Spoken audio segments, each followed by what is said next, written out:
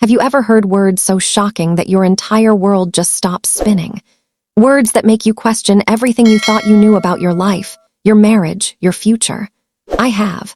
And trust me, nothing prepares you for the moment your husband looks you straight in the eyes and tells you that you're not enough. That he needs two women to feel complete. That he's been living a double life for 2 whole years. 2 years. That's 730 days of lies. Of kisses that meant nothing. Of I love yous that were split between 2 women. Of a man I trusted with my whole heart, my whole life, playing me like I was some kind of fool. My name is Sarah, and this is the story of how my perfect marriage turned into the biggest betrayal of my life. But more importantly, this is the story of how I took back my power, my dignity, and made sure that karma didn't just knock on his door. I made sure it kicked that door clean off its hinges. Before we dive deep into this, I need you to do something for me. Smash that like button right now. Subscribe to this channel and drop a comment telling me where you're watching from, because what I'm about to tell you, you won't believe it. And I need to know I'm not alone in this. I need to know that someone out there understands what it feels like to be shattered into a million pieces. Let me take you back to that day, March 15th, a Tuesday. Isn't it strange how you remember these details? What day of the week it was, what you were wearing, the smell in the air. I remember everything about that day like it was burned into my brain with a hot iron. I came home early from work. My boss had given me the afternoon off because I'd closed a huge deal for our company. I was practically floating on air. I remember thinking about how I'd surprise Marcus, my husband. Maybe we'd open that expensive bottle of wine we'd been saving. Maybe we'd finally book that trip to Italy we'd been talking about for years. I walked into our beautiful home, the one we'd bought together 5 years ago. White picket fence, rose bushes in the front yard, the whole American dream package. I called out his name. "Marcus, honey, I'm home early." The silence that greeted me should have been my first warning. I found him in his study, sitting at his desk, staring at his laptop screen with this look on his face. Not guilt, not panic, something worse, resignation. Like he'd been waiting for this moment and was almost relieved it had finally come. "We need to talk," he said, those 4 words, the 4 most terrifying words in the English language. I laughed nervously. "That sounds serious. What's wrong? Did something happen at work?" He closed his laptop slowly, deliberately. Then he looked at me with eyes that suddenly seemed like they belonged to a stranger. "Sarah, sit down, please."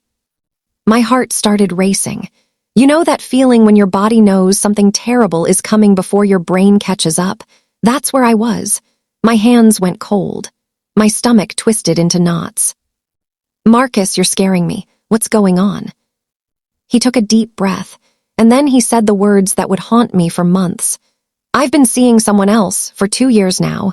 Her name is Jennifer." The room tilted.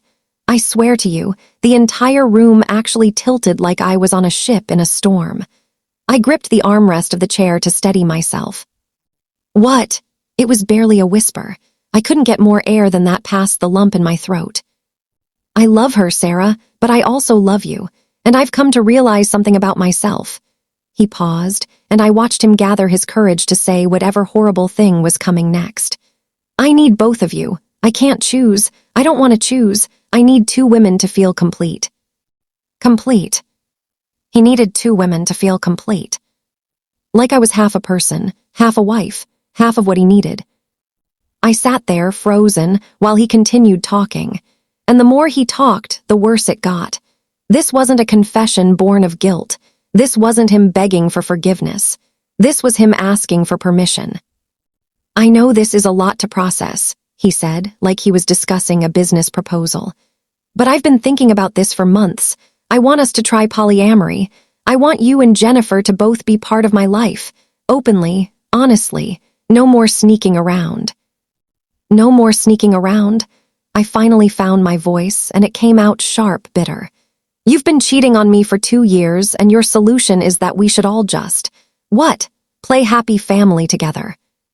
"It's not cheating if everyone agrees," he said, and I swear I wanted to throw something at his head. "Sarah, I know you're hurt right now, but think about it. Really think about it. We could make this work. Other people do it.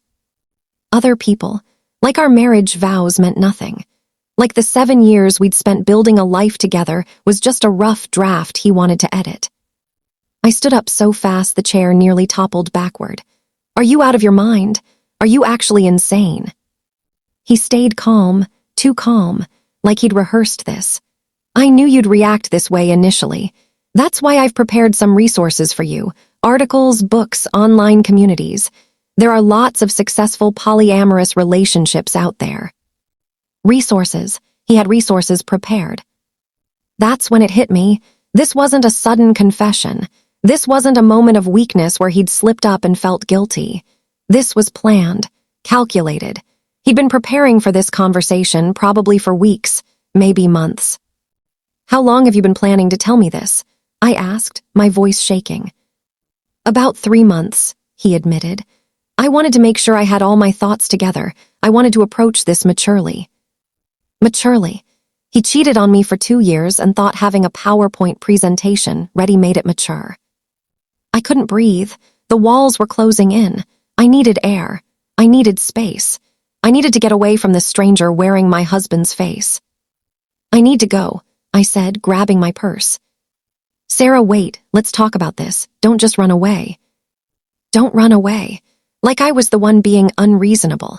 Like I was the one who needed to calm down and see sense. I drove to my best friend Rachel's house. I don't even remember the drive. It's a complete blank.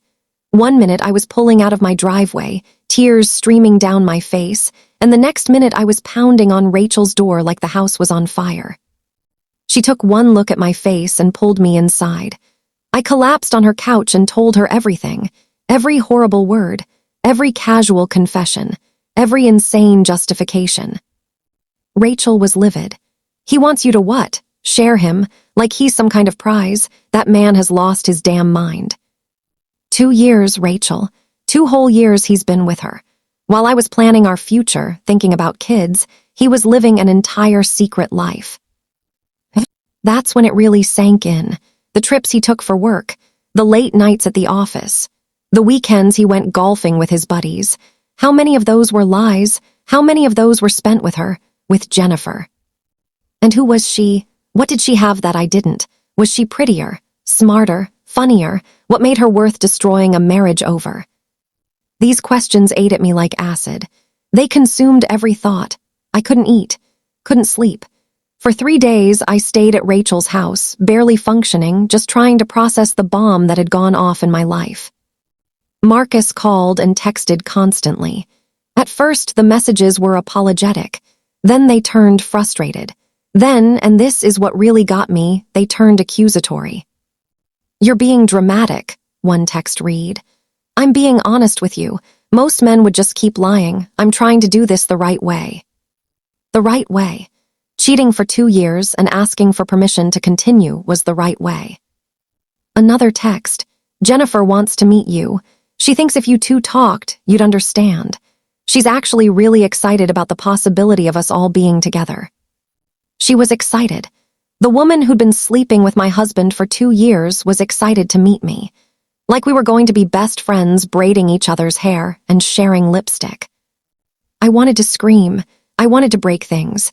But mostly I just felt numb, hollow, like someone had scooped out my insides and left me as an empty shell. Rachel held me while I cried. She fed me when I forgot to eat.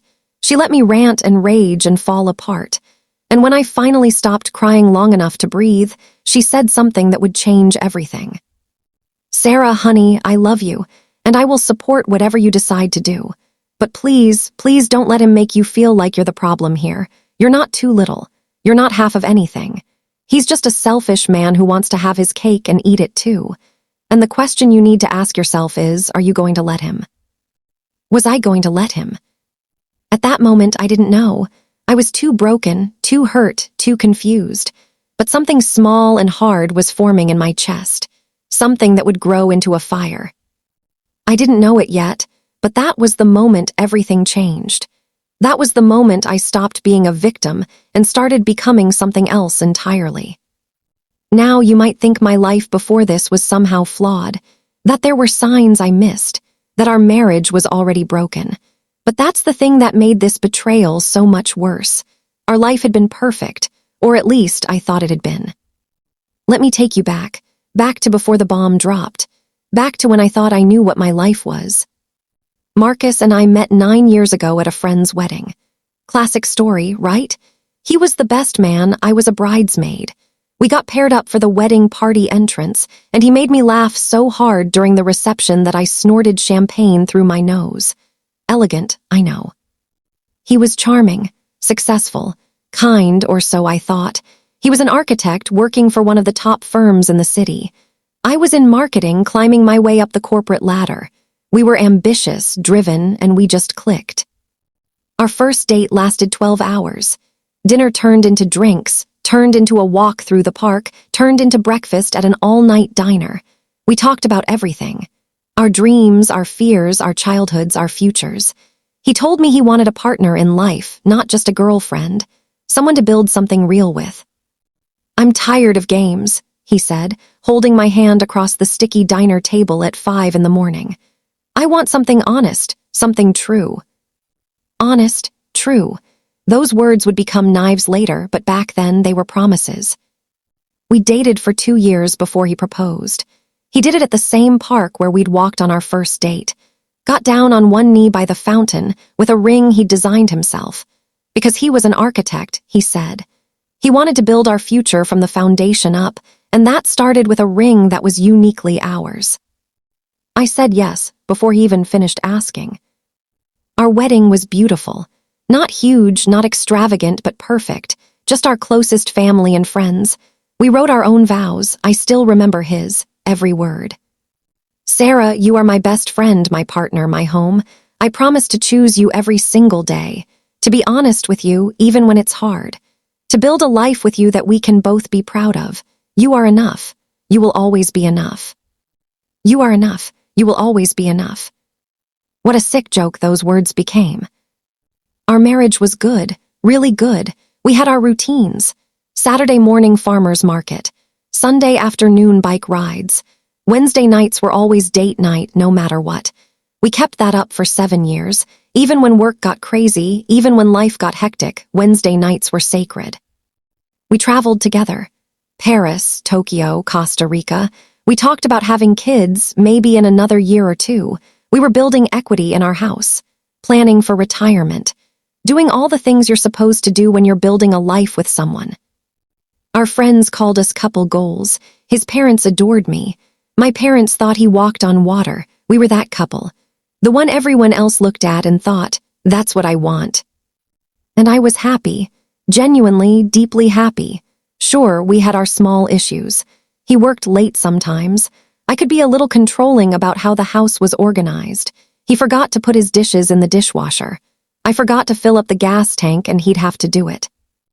Normal stuff, marriage stuff, nothing that ever made me question us. Looking back now with the cruel clarity of hindsight, I can see the timeline. We were married for 7 years. He'd been with her for 2. That means for 5 years we were actually okay. For 5 years, it really was just us. So what changed? What happened in year 5 that made me suddenly not enough? What did I do wrong? What did I fail to be? I tortured myself with these questions during those first few days at Rachel's house. I went through every memory from the past 2 years, examining them like crime scene evidence, looking for clues, looking for the moment I lost him. 2 years ago, what was happening 2 years ago? We just finished renovating our kitchen. We'd taken that trip to Maine for our anniversary. Work was going well for both of us. I'd gotten a promotion. He'd won some big award for one of his building designs. Actually, that was it, the award ceremony. It was a huge deal in the architecture world. Black tie event, all the big names in the industry. I was supposed to go with him, but I got food poisoning the day before.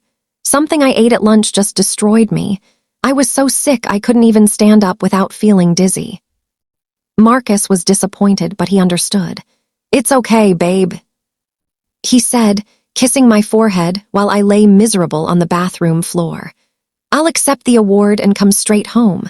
You're more important than any party." He didn't come straight home. He came back at 3 in the morning, smelling like champagne and perfume, talking about how amazing the night had been, how many connections he'd made. I was too sick to care, too sick to ask questions, too sick to notice that the perfume smell wasn't mine. Was that when he met her? At that event? While I was at home, sick and miserable, was he falling for someone else? The thought made me want to throw up all over again. I started piecing together the past 2 years like a puzzle made of broken glass. Every piece cut me, but I couldn't stop. The new gym membership he got to stay healthy, the sudden interest in hiking on weekends, the business trips that seemed to increase, Cleveland, Milwaukee, Pittsburgh, not exactly exotic locations, but he always came back energized, happy, telling me about the projects, the clients, the opportunities. Was he even going to those cities, or was he going to her? His phone, he'd become so protective of his phone, not in an obvious way, not like those stories you hear where the husband is constantly texting and hiding the screen. Marcus was smarter than that. He'd just casually always have it face down, always take it with him, even to the bathroom, always have it on silent. "I'm trying to be more present," he'd said once when I commented on the silent mode. "Work emails stress me out. I want to focus on us when I'm home." What a beautiful lie that was. And the sex, oh God, the sex. It had actually gotten better over the past 2 years, more frequent, more adventurous. He wanted to try new things, new positions. He was more attentive, more passionate. I thought we were going through some kind of second honeymoon phase. I thought we were reconnecting. But now I knew the truth. He was practicing with her and bringing it home to me. Or maybe he felt guilty and was trying to make it up to me without actually stopping what he was doing. Either way, it made my skin crawl. Every intimate moment we'd shared for 2 years was tainted now, corrupted, ruined. I couldn't stop shaking as these realizations hit me, one after another. Rachel found me on her guest room floor at 2 in the morning, surrounded by tissues, my phone in my hand, scrolling through old photos of Marcus and me. "Sarah, honey, you need to sleep," she said gently. How did I not know, Rachel? How did I not see it? What kind of wife doesn't know her husband is living a double life? "The kind who trusted him," she said firmly. "The kind who had no reason not to. This isn't your fault. You didn't fail to notice. He succeeded at lying. There's a difference." But it didn't feel like a difference. It felt like failure. It felt like I'd been asleep at the wheel of my own life. On day 4 of hiding at Rachel's house, Marcus showed up at her door. She tried to send him away, but I told her it was okay. I needed to face him eventually. I needed answers. We sat in Rachel's kitchen while she hovered protectively nearby. Marcus looked tired. Good. I hoped he hadn't slept. I hoped he was suffering even a fraction of what I was going through. "I want to know everything," I said, my voice flat and cold. "And I mean everything. When did you meet her? Where? How did it start? I want every detail." He sighed like I was asking him to do something unreasonable. That sigh, that tiny, frustrated sigh, it told me so much about how he really felt. "Fine," he said. "If you really want to know, I'll tell you." And he did. He told me everything, and every word was a knife. He met Jennifer at that award ceremony 2 years ago. She was an interior designer working on a project with another architect at the event. They started talking. Just talking, he insisted. About design, about work, about their philosophies on creating spaces. They exchanged numbers for professional reasons, to network, to potentially collaborate on future projects. "But then we kept talking," he said, "and it wasn't about work anymore. It was about everything. She got me in ways I didn't even know I needed to be gotten. She got him, in ways I apparently didn't. It was just emotional for the first few months," he continued, like that made it better. "Just conversations, just connection. I knew it was wrong, but I couldn't stop. And then one night, after a particularly long call, I realized I had feelings for her, real feelings." "So you were having an emotional affair for months before it turned physical?" I asked, my voice shaking. "I guess, if you want to put it that way." If I wanted to put it that way, like there was another way to describe it. The physical affair started about 6 months after they met. A hotel. After a work event I hadn't gone to because I had a deadline at my own job. I felt guilty, he said. I really did. I came home that night planning to end it with her, planning to confess to you and beg for forgiveness. But then I saw you, asleep on the couch with your laptop, still working even though it was midnight, and I realized something. What? I demanded. What did you realize? That I didn't want to choose, that I loved you both, that you both gave me different things, fulfilled different needs. And I thought, why should I have to give up either one? Why does society say we can only love one person? Society. He was blaming society for his cheating. So for a year and a half after that, you just, what? Lived two lives, lied to both of us. I lied to you, he corrected. Jennifer knew I was married. She knows about you. The floor dropped out from under me again. She knows. She's known the whole time. Yes, she's known from the beginning. And honestly, Sarah, she's been incredibly patient and understanding about the situation. She didn't pressure me to leave you. She didn't give me ultimatums. She just loved me and waited for me to figure things out. How noble of her. What a saint. Sleeping with someone else's husband and being patient about it. I want to meet her, I said suddenly. Marcus looked surprised. Really? Yes. If you want me to even consider this insane proposal, I want to look her in the eye. I want to see the woman who's been sharing my husband for 2 years. I saw something flicker across his face. Hope, maybe. Like he actually thought I might go along with this. Like he thought meeting her would somehow make this okay. I'll set it up, he said. I think it's a great idea. I really think if you two meet, you'll see that this could work. Rachel grabbed my arm the second he left. Please tell me you're not actually considering this polyamory nonsense. God, no, I said, and I felt that hard, cold thing in my chest grow a little bigger. But I want to see her. I need to see her. I need to understand what I'm dealing with. What I didn't say, what I didn't even fully realize yet, was that I needed to see my enemy. Because that's what she was. That's what he was. Enemies who declared war on my life, on my marriage, on everything I'd built. And if there's one thing you need to know about me, it's this. I don't lose wars. The meeting was set for Saturday afternoon. A coffee shop. Neutral territory. Marcus would be there too, of course. Like some kind of deranged couples counseling session, except one of the couples had been secret for 2 years. I dressed carefully that morning. Not too casual, not too formal. I wanted to look put together. Strong.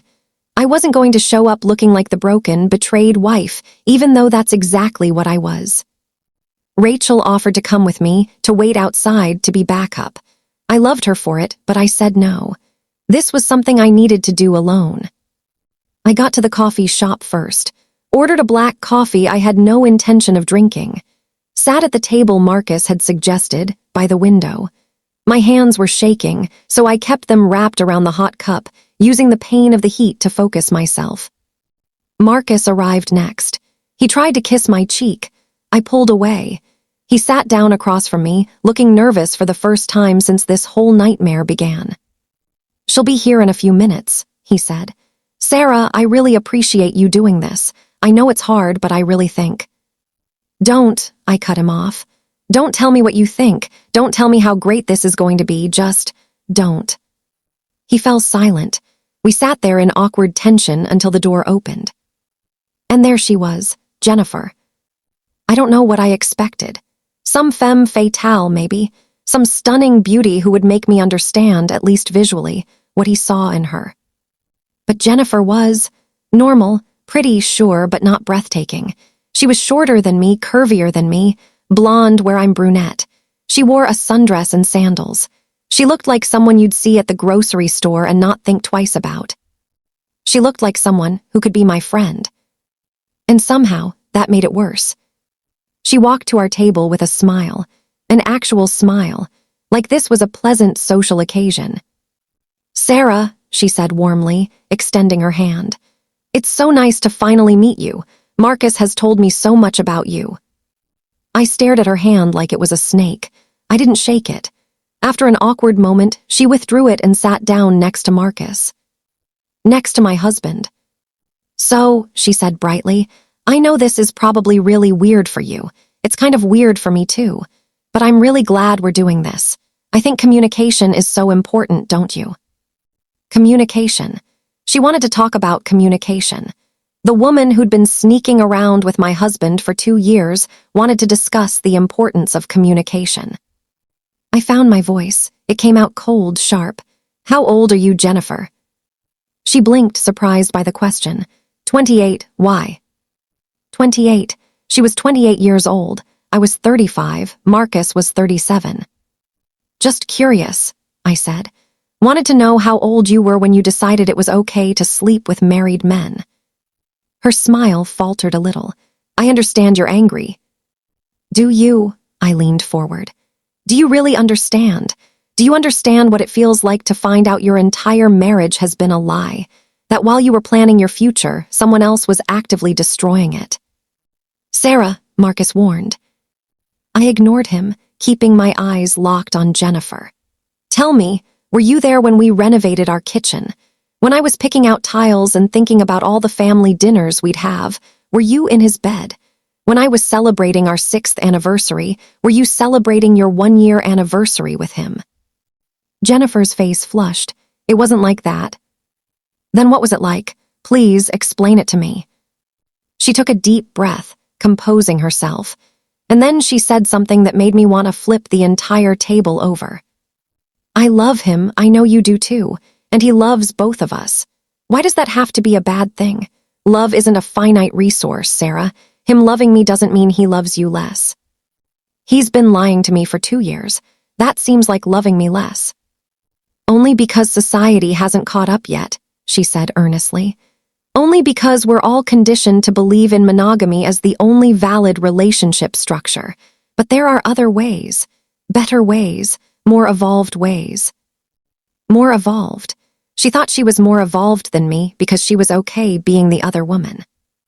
Marcus, she continued, turning to him with soft eyes, told me all about you, about how amazing you are at your career, how driven and focused you are, how you're always working on the next big thing.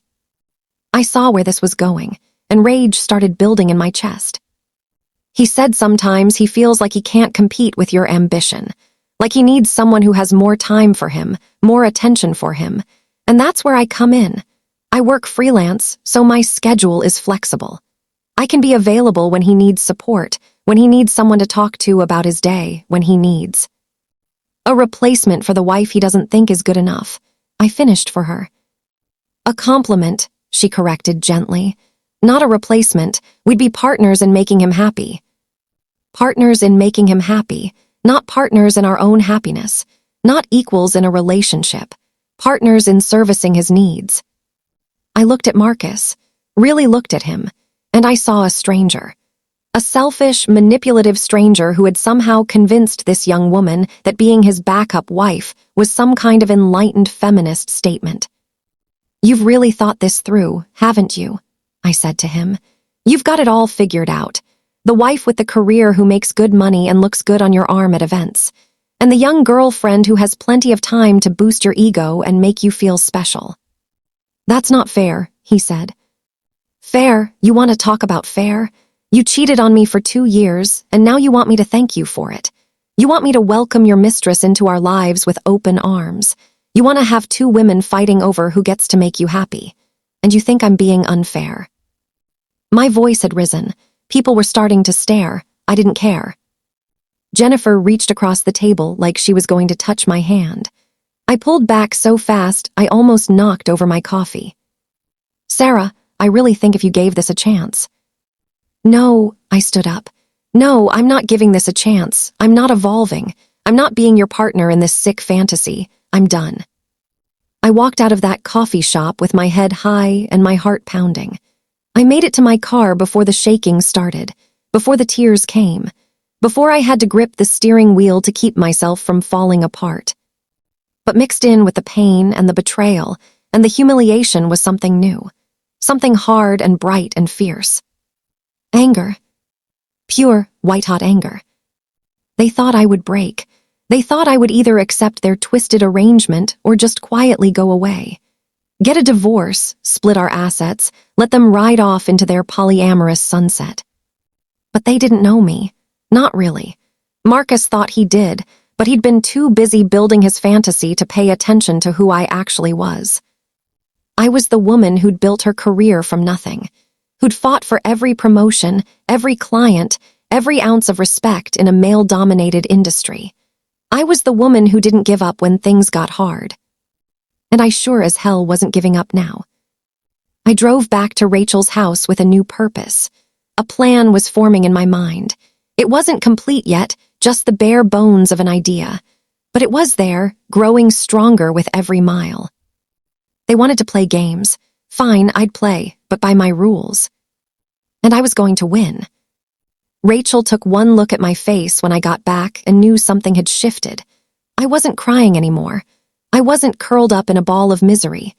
I was packing her living room like a caged animal, energy crackling through every nerve in my body. "How did it go?" she asked carefully. "She's 28 years old," I said. 28, and she sat there in her little sundress telling me how evolved she is, how love isn't finite, how we could be partners in making Marcus happy. Oh my God. She actually thinks she's doing something progressive, like she's some kind of relationship revolutionary instead of just the other woman. I laughed, but it came out bitter and sharp. And Marcus sat there like some kind of king with his two subjects discussing how best to serve him. Rachel's face darkened. "Please tell me you threw your coffee at him." I should have thrown it at both of them, but I didn't. I walked out. And you know what, Rachel? I'm glad I did, because now I know exactly what I'm dealing with. Which is a narcissist and his brainwashed girlfriend who think I'm stupid enough to go along with their fantasy.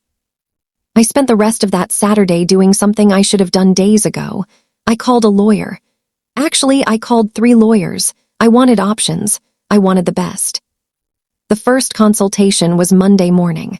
Her name was Patricia Chen, and she came highly recommended as the most ruthless divorce attorney in the state.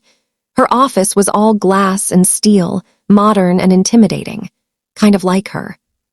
She was in her 50s, impeccably dressed, with sharp eyes that seemed to see right through me. "Tell me everything," she said, pulling out a legal pad. "And I mean everything. Don't leave out details because you think they're embarrassing or irrelevant. I need the full picture."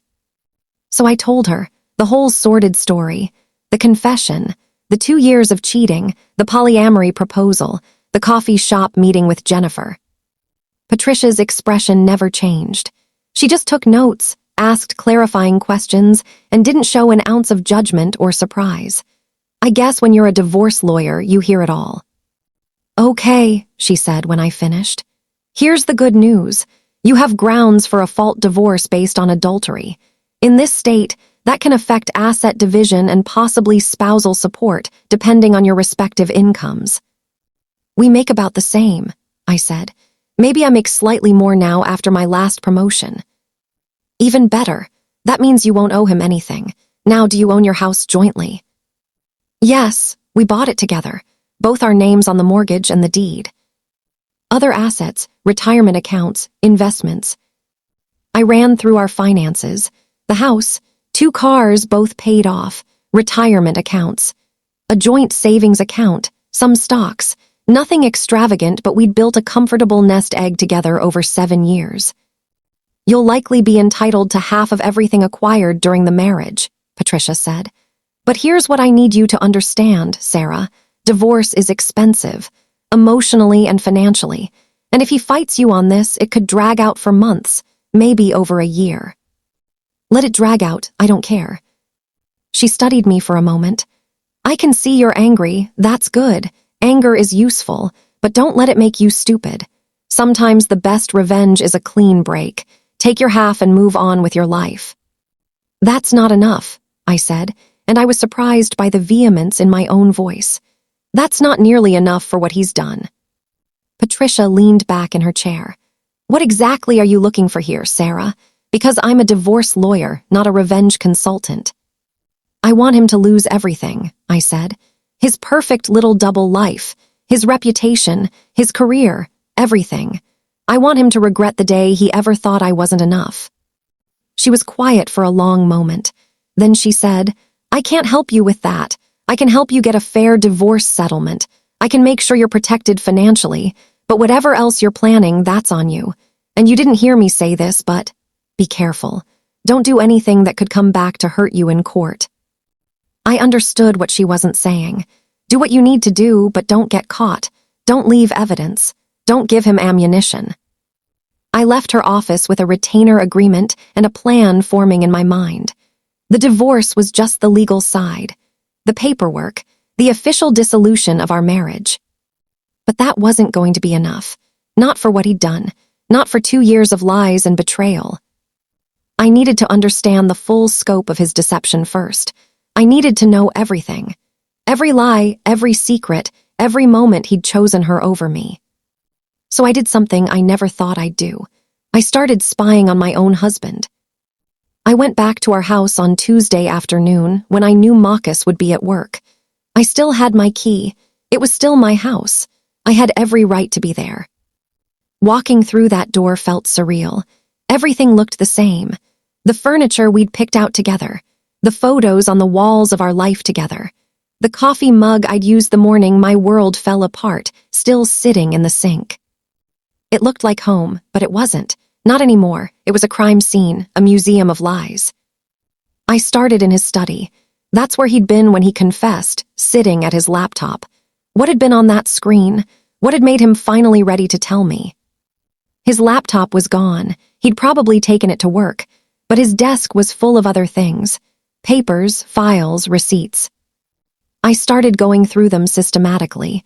I took pictures of everything with my phone. Bank statements, credit card bills, receipts from restaurants I'd never been to, hotels I'd never stayed at. There, in black and white, was the evidence of his double life. Dinners for 2 at romantic restaurants while I thought he was working late. Weekend getaways to bed and breakfasts while I thought he was at architecture conferences. My hands shook as I photographed each one. February 14th of last year, Valentine's Day, a receipt from an expensive French restaurant, $230. I'd been sick with the flu that Valentine's Day. He'd brought me soup and told me we'd celebrate when I felt better. He'd celebrated all right, just not with me. There was more, so much more. Charges from lingerie stores, jewelry stores, florists, all on dates that meant nothing to me but were probably anniversaries to them. First date, first kiss, first time he betrayed his marriage. I found a credit card I didn't recognize. It was in his name, but at an address I'd never seen before. I looked it up on my phone. An apartment complex across town. A nice one, expensive. Was that where she lived? Or was it someplace he kept for their rendezvous? I photographed the statement. Rent payments, utility bills. He'd been paying for an entire apartment for over a year. The rage that surged through me was almost physical. It wasn't just the cheating. It was the money, our money, the money we'd been saving for our future, for the kids we'd talked about having, for our retirement. He'd been spending it on her. I went through everything, every drawer, every file, every corner of his study, and then I moved to the bedroom. Our bedroom, where we'd made love, where we'd fallen asleep in each other's arms, where we'd whispered about our dreams and our future. How many times had he lain next to me, thinking about her? I opened his nightstand drawer. His watch was there, the one I'd given him for our 5th anniversary. He'd told me he loved it, that he wore it every day. Next to it was another watch, nicer, newer, more expensive, a brand I couldn't afford. I picked it up and looked at the back. Engraved, to Marcus, all my love, J. J for Jennifer. I put it back carefully, photographed it, and kept searching. In the back of his closet, behind the winter coats we wouldn't need for months, I found a box. Just a regular cardboard box, taped shut. I pulled it down and opened it.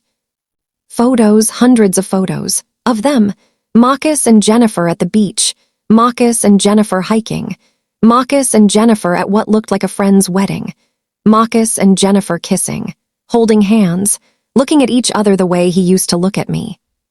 There were gifts, little things, a scarf, a book of poetry, movie ticket stubs, restaurant receipts they'd apparently saved as mementos. It was a relationship box, the kind of box you keep to remember the important moments. The kind of box I had somewhere in this very house, full of memories of Marcus and me. Except their box was hidden in the back of the closet, like the shameful secret it was. I took pictures of everything, every photo, every memento, every piece of evidence that this wasn't just an affair. This was a whole separate relationship, a whole separate life. At the bottom of the box was a notebook. I opened it and recognized Marcus's handwriting immediately. It was a journal, his journal about her. March 15th met the most incredible woman tonight, Jennifer. She's brilliant, creative, and when she smiles, the whole room lights up. I know I shouldn't feel this way. I'm married. I love Sarah, but I can't stop thinking about Jennifer. March 15th, 2 years ago exactly, the night of the award ceremony, the night I was homesick. I flipped through the pages, reading his thoughts, his feelings, his justifications for what he was doing. April 2nd, called Jennifer tonight after Sarah fell asleep. We talked for 3 hours. She understands my work in a way Sarah never has. Sarah's so focused on her own career, sometimes I feel invisible. May 20th, took Jennifer to lunch today. Told Sarah I had a client meeting. I feel guilty, but also more alive than I've felt in years. Is it wrong to want both, to love both? August 10th, slept with Jennifer for the first time. I thought I'd feel terrible, but I don't. I feel complete, like I've found the missing piece of myself. I know I need to tell Sarah eventually, but not yet. I'm not ready to give up either of them. Page after page of this. 2 years of documentation. 2 years of him choosing her, lying to me, and feeling justified in it. I sat on the floor of our bedroom, surrounded by evidence of my husband's betrayal, and I didn't cry. I was past crying. I was cold, calculating. I took photos of every page of that journal, every word of his justification, every declaration of love for her, every casual mention of lying to me. Then I packed everything back in the box exactly as I'd found it, put it back behind the winter coats, left everything in his study exactly as it had been. I wanted him to have no idea I'd been there, no idea what I knew, no idea what was coming. Before I left, I went to our home computer, the desktop we shared, mostly for paying bills and storing photos. I knew his passwords. We'd always known each other's passwords. No secrets, we'd said. What a joke. I logged into his email, his personal email, not his work one, and there it was, years of correspondence with Jennifer. I didn't read them. I didn't have time, and honestly, I didn't have the stomach for it. Instead, I forwarded everything to a new email account I'd created just for this purpose. Every email, every attachment, every piece of digital evidence of their relationship. Then I cleared the forwarding history, so he wouldn't know what I'd done. I checked his social media. He didn't have much. A Facebook account he barely used, LinkedIn for work, but Jennifer was on his friends list. I clicked on her profile. It was mostly private, but I could see some things. Her profile picture, her cover photo, and there, if you knew what to look for, were the breadcrumbs. Check-ins at restaurants on the same nights as his receipts. Vague posts about the best weekend on dates he'd been out of town. A post from 6 months ago. Sometimes the right person is worth waiting for. Read. 32 likes, including one from Marcus. He'd liked his mistress's post about being the right person, where everyone could see it. Our mutual friends, his family, mine, and no one had questioned it because why would they? He was happily married, or so everyone thought. I screenshotted everything, built a digital file of evidence so comprehensive that there would be no denying any of it. By the time I left that house, I had everything I needed for the divorce. Patricia would be thrilled with how thorough I'd been. But the divorce was still just the beginning. I sat in my car outside our house, my house, and made a list on my phone, a list of everyone who needed to know what Marcus had done, what kind of man he really was. His parents, who thought he was the perfect son. His boss, who just promoted him to senior architect. Our friends, who thought we were relationship goals. his professional network, who respected him. Everyone who'd ever looked at Marcus and seen a good man, a faithful husband, a person of integrity. They all needed to know the truth. But I had to be smart about this. If I went on some rampage, I'd look crazy, like the unhinged ex-wife. I'd lose credibility. People would feel sorry for Marcus, not me. No, this had to be surgical, precise, strategic. I needed to let him destroy himself. I just needed to create the circumstances for it to happen. I drove back to Rachel's house with my phone full of evidence and my mind full of plans. She was waiting for me, anxious and worried. "Well," she asked, "did you find anything?" "Everything," I said. "I found everything." I showed her the photos, the receipts, the journal entries, the emails, all of it. Rachel's face went through a journey of emotions: shock, disgust, anger, and finally a dark kind of satisfaction. "You have him," she said. "Sarah, you have him dead to rights. He can't deny any of this." "I know. Patricia is going to have a field day with this in court." "So what now? You file for divorce. You take him for everything he's worth." "Yes," I said, "but not yet." Rachel looked at me, confused. "Why not? The longer you wait." "The more rope I give him to hang himself with," I finished. "Rachel, if I file now, it's just a divorce. Sad, but common. People will sympathize for a week and then move on. But if I wait, if I let him think he's getting away with this, he'll get sloppy. He'll get confident. And that's when people make mistakes." "What are you planning?" I smiled, and it wasn't a nice smile. "I'm going to give him exactly what he asked for. I'm going to say yes." "What? Sarah, you can't be serious." "I'm completely serious. I'm going to tell him I'll try the polyamory thing. I'll agree to meet with Jennifer again. I'll play the part of the confused wife who's willing to work on things." "Why would you do that?" "Because right now I'm the victim. Poor Sarah, whose husband cheated on her, but victims are powerless. I don't want to be powerless. I want to be in control." Rachel was looking at me like she didn't quite recognize me. I didn't blame her. I barely recognized myself. "If I agree to his insane plan," I continued, "I get access. I get to see how deep this goes. I get to meet Jennifer's friends, maybe her family. I get to see them interact. I get to find out everything. And more importantly, I get to document everything. Create a record of just how far he's willing to go with this. And then, when I have everything I need, when I've built a case so airtight that there's no way he comes out of this looking like anything but the villain he is, then I strike. I file for divorce. I expose everything. I make sure everyone knows exactly who Marcus really is." Rachel was quiet for a long moment. Then she said, "This is dangerous, Sarah, emotionally dangerous. Pretending to go along with this, spending time with them, watching them together. It's going to hurt. A lot." "I know. You could just walk away. File now. Take your half and start fresh. You don't owe him anything, especially not more of your time and energy." She was right. I could do that. It would be easier, cleaner, safer. But it wouldn't be justice. "He made a fool of me for 2 years," I said quietly. "He lied to me, betrayed me, spent our money on another woman, and then had the audacity to ask me to accept it, to welcome it, to be grateful for his honesty." "I know, honey. I'm not going to just walk away and let him play victim. Let him tell people we grew apart.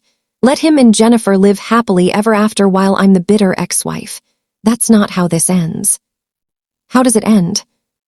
I thought about that, about what I really wanted, what would make this right. "It ends with him losing everything. The marriage, the money, the respect, the career, the girlfriend, all of it. It ends with him alone, exactly as he deserves to be." Rachel nodded slowly. "Okay, I'm with you, whatever you need." "I need you to be my reality check. When I'm in deep, when I'm pretending to accept this situation, I need you to remind me it's all an act, that I'm not actually that woman. Can you do that?" "Absolutely. You're a warrior, Sarah. You're just putting on camouflage." A warrior in camouflage. I liked that. That night I called Marcus. He answered on the first ring, hope clear in his voice. "Sarah, are you okay? Where have you been staying?" "I've been at Rachel's. I needed time to think. Of course, I understand. Have you? Have you thought about what we discussed? I took a deep breath. This was it, the point of no return. I have, and I want to try. Silence. Then what, really? Really, I've been doing research, reading about polyamory, about ethical non-monogamy, and I think maybe you're right. Maybe I've been too closed-minded, too traditional. The words tasted like poison in my mouth, but I forced them out, sweet and convincing. Sarah, I don't know what to say. I'm so happy. I really think this could be amazing for all of us. All of us, like we were a team. I have some conditions, I said. If we're going to do this, we do it right. We need to set boundaries, rules. I need to get to know Jennifer properly, not just one awkward coffee meeting. I need to understand her, and she needs to understand me. Yes, absolutely. Jennifer has been reading a lot about this too. She has so many ideas about how to make this work. You two are going to love each other, I just know it. I doubted that very much. And we need counseling, I continued. If this is going to work, we need a professional to help us navigate it. Of course, whatever you need. I'll find someone who specializes in non-traditional relationships. Good, and Marcus? Yes. This is a trial. I'm not promising anything. I'm agreeing to try to explore this with an open mind. But if it doesn't work for me, if I can't handle it, we're done. Completely done. Do you understand? I understand. And Sarah, thank you. Thank you for being so open-minded and mature about this. I knew you'd come around. You're amazing. Amazing. I was amazing for agreeing to share my husband with his mistress. We talked for a few more minutes, making plans. Dinner at the house on Friday, the three of us. A chance to start fresh and build our new dynamic. I hung up and immediately felt sick. Rachel rubbed my back while I leaned over the toilet, though nothing came up. You can still change your mind, she said softly. You don't have to do this. Yes, I do, I said, wiping my mouth. I absolutely do. The next few days were a blur of preparation. I met with Patricia and told her the plan. She thought I was insane, but she agreed to put the divorce filing on hold while I gathered more evidence. Just be careful, she warned. Don't do anything illegal. No recording conversations without consent if you're in a two-party state. No hacking his accounts. Everything you find needs to be admissible in court. I assured her I'd be careful. I didn't mention that admissible in court wasn't my only goal. I had other plans for the evidence I was collecting. I also did something I never thought I'd do. I made an appointment with a therapist, not a couples counselor for our fake polyamory journey, a real therapist, for me. Her name was Dr. Alina Rodriguez, and she was kind without being pitying, which was exactly what I needed. She was quiet for a long moment. Then she said, I can't help you with that. I can help you get a fair divorce settlement. I can make sure you're protected financially, but whatever else you're planning, that's on you. And you didn't hear me say this, but be careful. Don't do anything that could come back to hurt you in court. I understood what she wasn't saying. Do what you need to do, but don't get caught. Don't leave evidence. Don't give him ammunition. I left her office with a retainer agreement and a plan forming in my mind. The divorce was just the legal side, the paperwork, the official dissolution of our marriage. But that wasn't going to be enough. Not for what he'd done.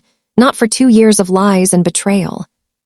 I needed to understand the full scope of his deception first.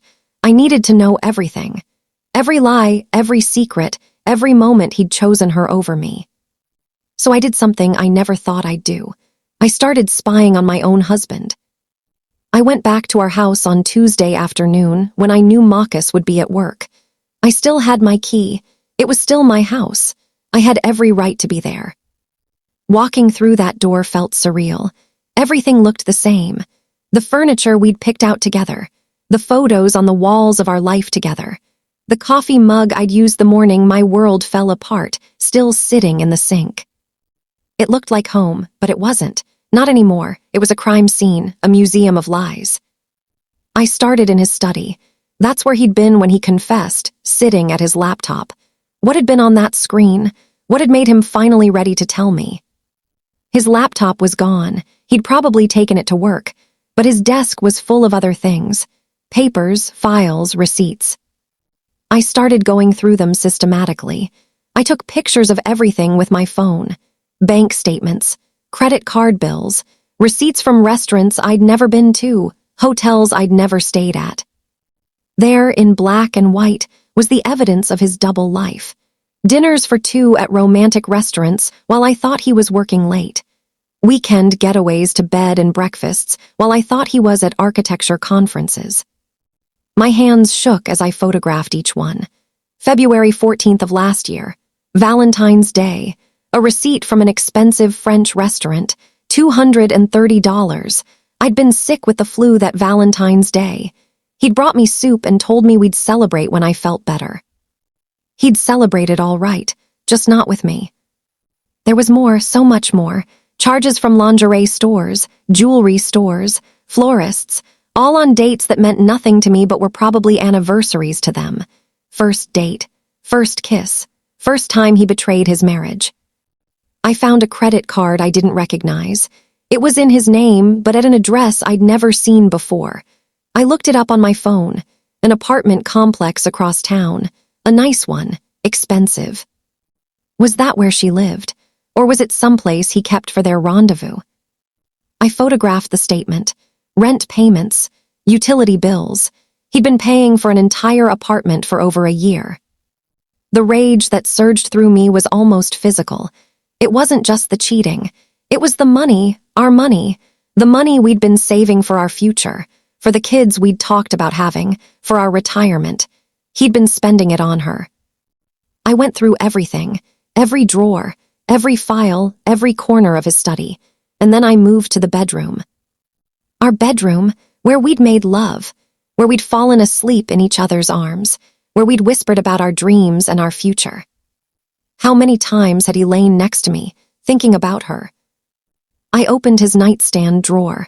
His watch was there, the one I'd given him for our 5th anniversary. He'd told me he loved it, that he wore it every day. Next to it was another watch, nicer, newer, more expensive, a brand I couldn't afford. I picked it up and looked at the back.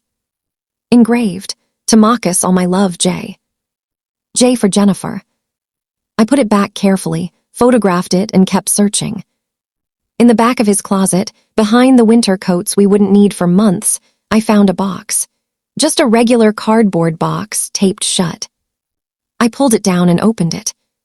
Photos, hundreds of photos. Of them, Marcus and Jennifer at the beach, Marcus and Jennifer hiking, Marcus and Jennifer at what looked like a friend's wedding, Marcus and Jennifer kissing, holding hands, looking at each other the way he used to look at me. There were gifts, little things, a scarf, a book of poetry, movie ticket stubs, restaurant receipts they'd apparently saved as mementos. It was a relationship box, the kind of box you keep to remember the important moments. The kind of box I had somewhere in this very house, full of memories of Marcus and me. Except their box was hidden in the back of the closet, like the shameful secret it was. I took pictures of everything, every photo, every memento, every piece of evidence that this wasn't just an affair. This was a whole separate relationship, a whole separate life. At the bottom of the box was a notebook. I opened it and recognized Marcus's handwriting immediately. It was a journal, his journal about her.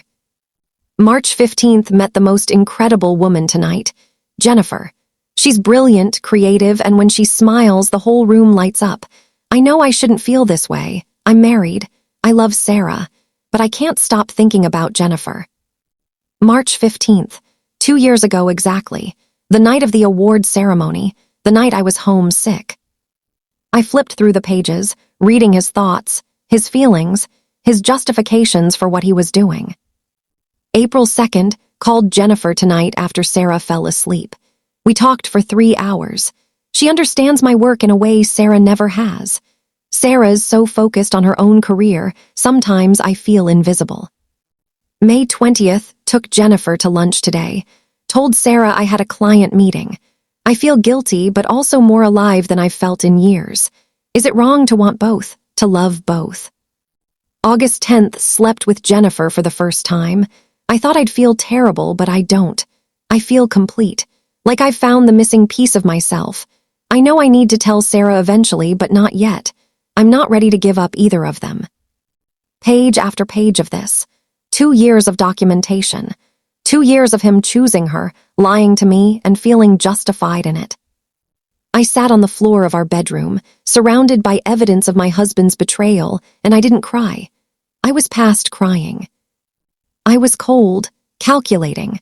I took photos of every page of that journal, every word of his justification, every declaration of love for her, every casual mention of lying to me. Then I packed everything back in the box exactly as I'd found it, put it back behind the winter coats, left everything in his study exactly as it had been. I wanted him to have no idea I'd been there, no idea what I knew, no idea what was coming. Before I left, I went to our home computer, the desktop we shared, mostly for paying bills and storing photos. I knew his passwords. We'd always known each other's passwords. No secrets, we'd said. What a joke. I logged into his email, his personal email, not his work one, and there it was, years of correspondence with Jennifer. I didn't read them. I didn't have time, and honestly, I didn't have the stomach for it. Instead, I forwarded everything to a new email account I'd created just for this purpose. Every email, every attachment, every piece of digital evidence of their relationship. Then I cleared the forwarding history, so he wouldn't know what I'd done. I checked his social media. He didn't have much. A Facebook account he barely used, LinkedIn for work, but Jennifer was on his friends list. I clicked on her profile. It was mostly private, but I could see some things. Her profile picture, her cover photo, and there, if you knew what to look for, were the breadcrumbs. Check-ins at restaurants on the same nights as his receipts. Vague posts about the best weekend on dates he'd been out of town. A post from 6 months ago. Sometimes the right person is worth waiting for. Read. 32 likes, including one from Marcus. He'd liked his mistress's post about being the right person, where everyone could see it. Our mutual friends, his family, mine, and no one had questioned it because why would they? He was happily married, or so everyone thought. I screenshotted everything, built a digital file of evidence so comprehensive that there would be no denying any of it. By the time I left that house, I had everything I needed for the divorce. Patricia would be thrilled with how thorough I'd been. But the divorce was still just the beginning. I sat in my car outside our house, my house, and made a list on my phone, a list of everyone who needed to know what Marcus had done, what kind of man he really was. His parents, who thought he was the perfect son. His boss, who just promoted him to senior architect. Our friends, who thought we were relationship goals. His professional network, who respected him. Everyone who'd ever looked at Marcus and seen a good man, a faithful husband, a person of integrity. They all needed to know the truth. But I had to be smart about this. If I went on some rampage, I'd look crazy, like the unhinged ex-wife. I'd lose credibility. People would feel sorry for Marcus, not me. No, this had to be surgical, precise, strategic. I needed to let him destroy himself. I just needed to create the circumstances for it to happen. I drove back to Rachel's house with my phone full of evidence and my mind full of plans. She was waiting for me, anxious and worried. "Well," she asked, "did you find anything?" "Everything," I said. "I found everything." I showed her the photos, the receipts, the journal entries, the emails, all of it. Rachel's face went through a journey of emotions. Shock, disgust, anger, and finally a dark kind of satisfaction. "You have him," she said. "Sarah, you have him dead to rights. He can't deny any of this." "I know. Patricia is going to have a field day with this in court." "So what now? You file for divorce. You take him for everything he's worth." "Yes," I said, "but not yet." Rachel looked at me confused. "Why not? The longer you wait." "The more rope I give him to hang himself with," I finished. "Rachel, if I file now, it's just a divorce. Sad but common. People will sympathize for a week and then move on. But if I let him think he's getting away with this, he'll get sloppy. He'll get confident. And that's when people make mistakes. What are you planning? I smiled, and it wasn't a nice smile. I'm going to give him exactly what he asked for. I'm going to say yes. What? Sarah, you can't be serious. I'm completely serious. I'm going to tell him I'll try the polyamory thing. I'll agree to meet with Jennifer again. I'll play the part of the confused wife who's willing to work on things. Why would you do that? Because right now I'm the victim. Poor Sarah, whose husband cheated on her, but victims are powerless. I don't want to be powerless. I want to be in control. Rachel was looking at me like she didn't quite recognize me. I didn't blame her. I barely recognized myself. If I agree to his insane plan, I continued, I get access. I get to see how deep this goes. I get to meet Jennifer's friends, maybe her family. I get to see them interact. I get to find out everything. And more importantly, I get to document everything. Create a record of just how far he's willing to go with this. And then, when I have everything I need, when I've built a case so airtight that there's no way he comes out of this looking like anything but the villain he is, then I strike. I file for divorce. I expose everything. I make sure everyone knows exactly who Marcus really is. Rachel was quiet for a long moment. Then she said, "This is dangerous, Sarah, emotionally dangerous. Pretending to go along with this, spending time with them, watching them together. It's going to hurt. A lot." I know. You could just walk away. File now. Take your half and start fresh. You don't owe him anything, especially not more of your time and energy. She was right. I could do that. It would be easier, cleaner, safer. But it wouldn't be justice. He made a fool of me for 2 years, I said quietly. He lied to me, betrayed me, spent our money on another woman, and then had the audacity to ask me to accept it, to welcome it, to be grateful for his honesty. I know, honey. I'm not going to just walk away and let him play victim. Let him tell people we grew apart. Let him and Jennifer live happily ever after while I'm the bitter ex-wife. That's not how this ends. How does it end? I thought about that, about what I really wanted, what would make this right. It ends with him losing everything. The marriage, the money, the respect, the career, the girlfriend, all of it. It ends with him alone, exactly as he deserves to be. Rachel nodded slowly. Okay, I'm with you, whatever you need. I need you to be my reality check. When I'm in deep, when I'm pretending to accept this situation, I need you to remind me it's all an act, that I'm not actually that woman. Can you do that? Absolutely. You're a warrior, Sarah. You're just putting on camouflage. A warrior in camouflage. I liked that. That night I called Marcus. He answered on the first ring, hope clear in his voice. Sarah, are you okay? Where have you been staying? I've been at Rachel's. I needed time to think. Of course, I understand. Have you? Have you thought about what we discussed? I took a deep breath. This was it, the point of no return. I have, and I want to try. Silence. Then what, really? Really, I've been doing research, reading about polyamory, about ethical non-monogamy, and I think maybe you're right. Maybe I've been too closed-minded, too traditional. The words tasted like poison in my mouth, but I forced them out, sweet and convincing. Sarah, I don't know what to say. I'm so happy. I really think this could be amazing for all of us. All of us, like we were a team. I have some conditions, I said. If we're going to do this, we do it right. We need to set boundaries, rules. I need to get to know Jennifer properly, not just one awkward coffee meeting. I need to understand her, and she needs to understand me. Yes, absolutely. Jennifer has been reading a lot about this too. She has so many ideas about how to make this work. You two are going to love each other, I just know it. I doubted that very much. And we need counseling, I continued. If this is going to work, we need a professional to help us navigate it. Of course, whatever you need. I'll find someone who specializes in non-traditional relationships. Good, and Marcus? Yes. This is a trial. I'm not promising anything. I'm agreeing to try to explore this with an open mind. But if it doesn't work for me, if I can't handle it, we're done. Completely done. Do you understand? I understand. And Sarah, thank you.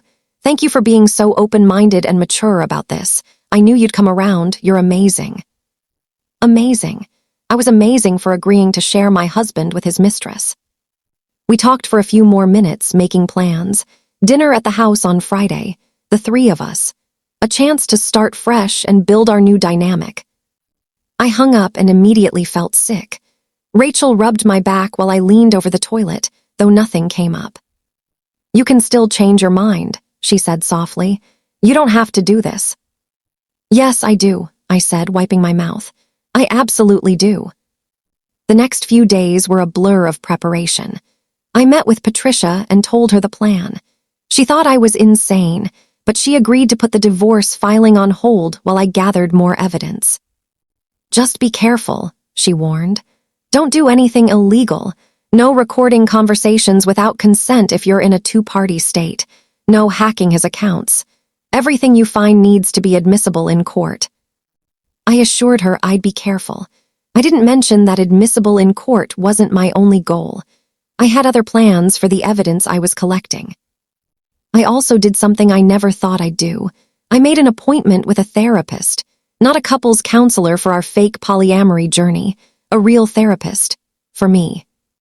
Her name was Dr. Alina Rodriguez, and she was kind without being pitying, which was exactly what I needed. I'm going through a divorce, I told her in our first session. Well, I will be, eventually, right now it's complicated. I told her everything. The affair, the polyamory proposal, my plan to pretend to go along with it while I built my case for destroying him. I expected her to tell me I was being vindictive, unhealthy, that I needed to let go and move on. Instead, she said, "You're angry, that's appropriate. He violated your trust in the most fundamental way, but I want you to be honest with yourself about what you're doing and why." I want justice. You want revenge, she corrected gently. And that's okay. Revenge gets a bad rap, but sometimes it's just another word for accountability. The question is, what's the cost? What's this going to take from you emotionally and mentally? I don't care about the cost. You should, because when this is all over, when he's faced consequences and you've gotten your revenge, you still have to live with yourself. You still have to build a life. And if you've destroyed yourself in the process of destroying him, then he's still won. Do you understand? I did, and I hated that she was right. So what do I do? I asked. Just let him get away with it. Let him and Jennifer ride off into the sunset. No, make him face consequences. Absolutely. But don't lose yourself in the process. That's why you're here, Sarah. That's why you need me. To keep you grounded. To make sure that when this is over, you're still you. Maybe even a better, stronger version of you. I left that session feeling like I'd made the right decision. Dr. Rodriguez would be my anchor. My reminder that this was about moving forward, not just burning everything down. Friday came too quickly. I went back to the house for the first time since my evidence-gathering mission. Marcus had cleaned, cooked, even. He'd made my favorite meal, like that would somehow make this less insane. The table was set for 3. Jennifer arrived at 7, holding a bottle of wine and wearing a nervous smile. "Sarah," she said, and this time she didn't try to hug me. "Thank you for being willing to do this. It means so much to both of us." Both of us? Like they were a unit and I was the outsider being welcomed in. We sat down to dinner, and it was the most surreal experience of my life. Marcus played host, serving food, pouring wine, trying to facilitate conversation like this was a normal dinner party. "So, Sarah," Jennifer said, clearly trying to follow some script she and Marcus had prepared, "Marcus tells me you just closed a huge deal at work. Congratulations." "Thank you," I said, cutting my chicken into precise pieces. "It was a challenging client, but we landed them." "That's amazing. You must be so good at what you do. Marcus is always talking about how impressive your career is." Is he, I thought, is that what he talks about? Or does he complain that I'm too focused on work, that I don't have enough time for him? "What about you, Jennifer?" I asked. Marcus mentioned you're an interior designer. I am, mostly residential. I love helping people create spaces that really reflect who they are. How nice, and how's business? It's good. I mean, freelance is always a bit unpredictable, but I like the flexibility. The flexibility to be available whenever my husband calls. I thought, but didn't say. The conversation continued like this, painfully polite, awkwardly civil. Marcus looked thrilled, like his two worlds were finally merging and it was everything he'd dreamed of. After dinner, we moved to the living room. My living room, sitting on furniture I'd picked out. So, Marcus said, settling onto the couch between us like this was totally normal. I thought we could talk about how we want this to work. Boundaries, expectations, that kind of thing. Good idea, Jennifer said eagerly. She pulled out her phone. I've actually been making notes from articles and forums, people who have made this work. Of course she had notes. One thing that seems really important is communication, she said, reading from her phone. We all need to feel comfortable expressing our feelings and concerns. No jealousy shamming. No jealousy shamming. Because being upset that your husband is sleeping with someone else is apparently something to be ashamed of. And boundaries, she continued. Some people have time boundaries, like certain days with each partner. Some have activity boundaries, like certain things you only do with one person. What feels right to you, Sarah? What felt right to me was both of them leaving my house and never coming back. But I didn't say that. I think, I said carefully, that I need time. This is all very new to me. I need to take things slowly. Of course, Marcus said, taking my hand. I forced myself not to pull away. We can go at whatever pace you need. But I also think, I continued, that if we're going to do this, I need to really understand both of you, your relationship, how you got here. Jennifer, you and I should spend time together, without Marcus. Get to know each other. Jennifer's face lit up. I would love that. I really think we could be friends, Sarah. I know that sounds weird, but I do. Friends, with the woman who'd been sleeping with my husband for 2 years. And I need transparency, I said. Complete transparency. No more secrets. No more lies. If this is going to be ethical, like you said, then everything has to be out in the open. Absolutely, Marcus agreed. Total honesty, that's the whole point. Total honesty. From a man who'd lied to me for 2 years. But I smiled and nodded like I believed him. We talked for another hour, setting up a schedule for counseling, making plans for me and Jennifer to have lunch, discussing how to eventually tell people about our arrangement.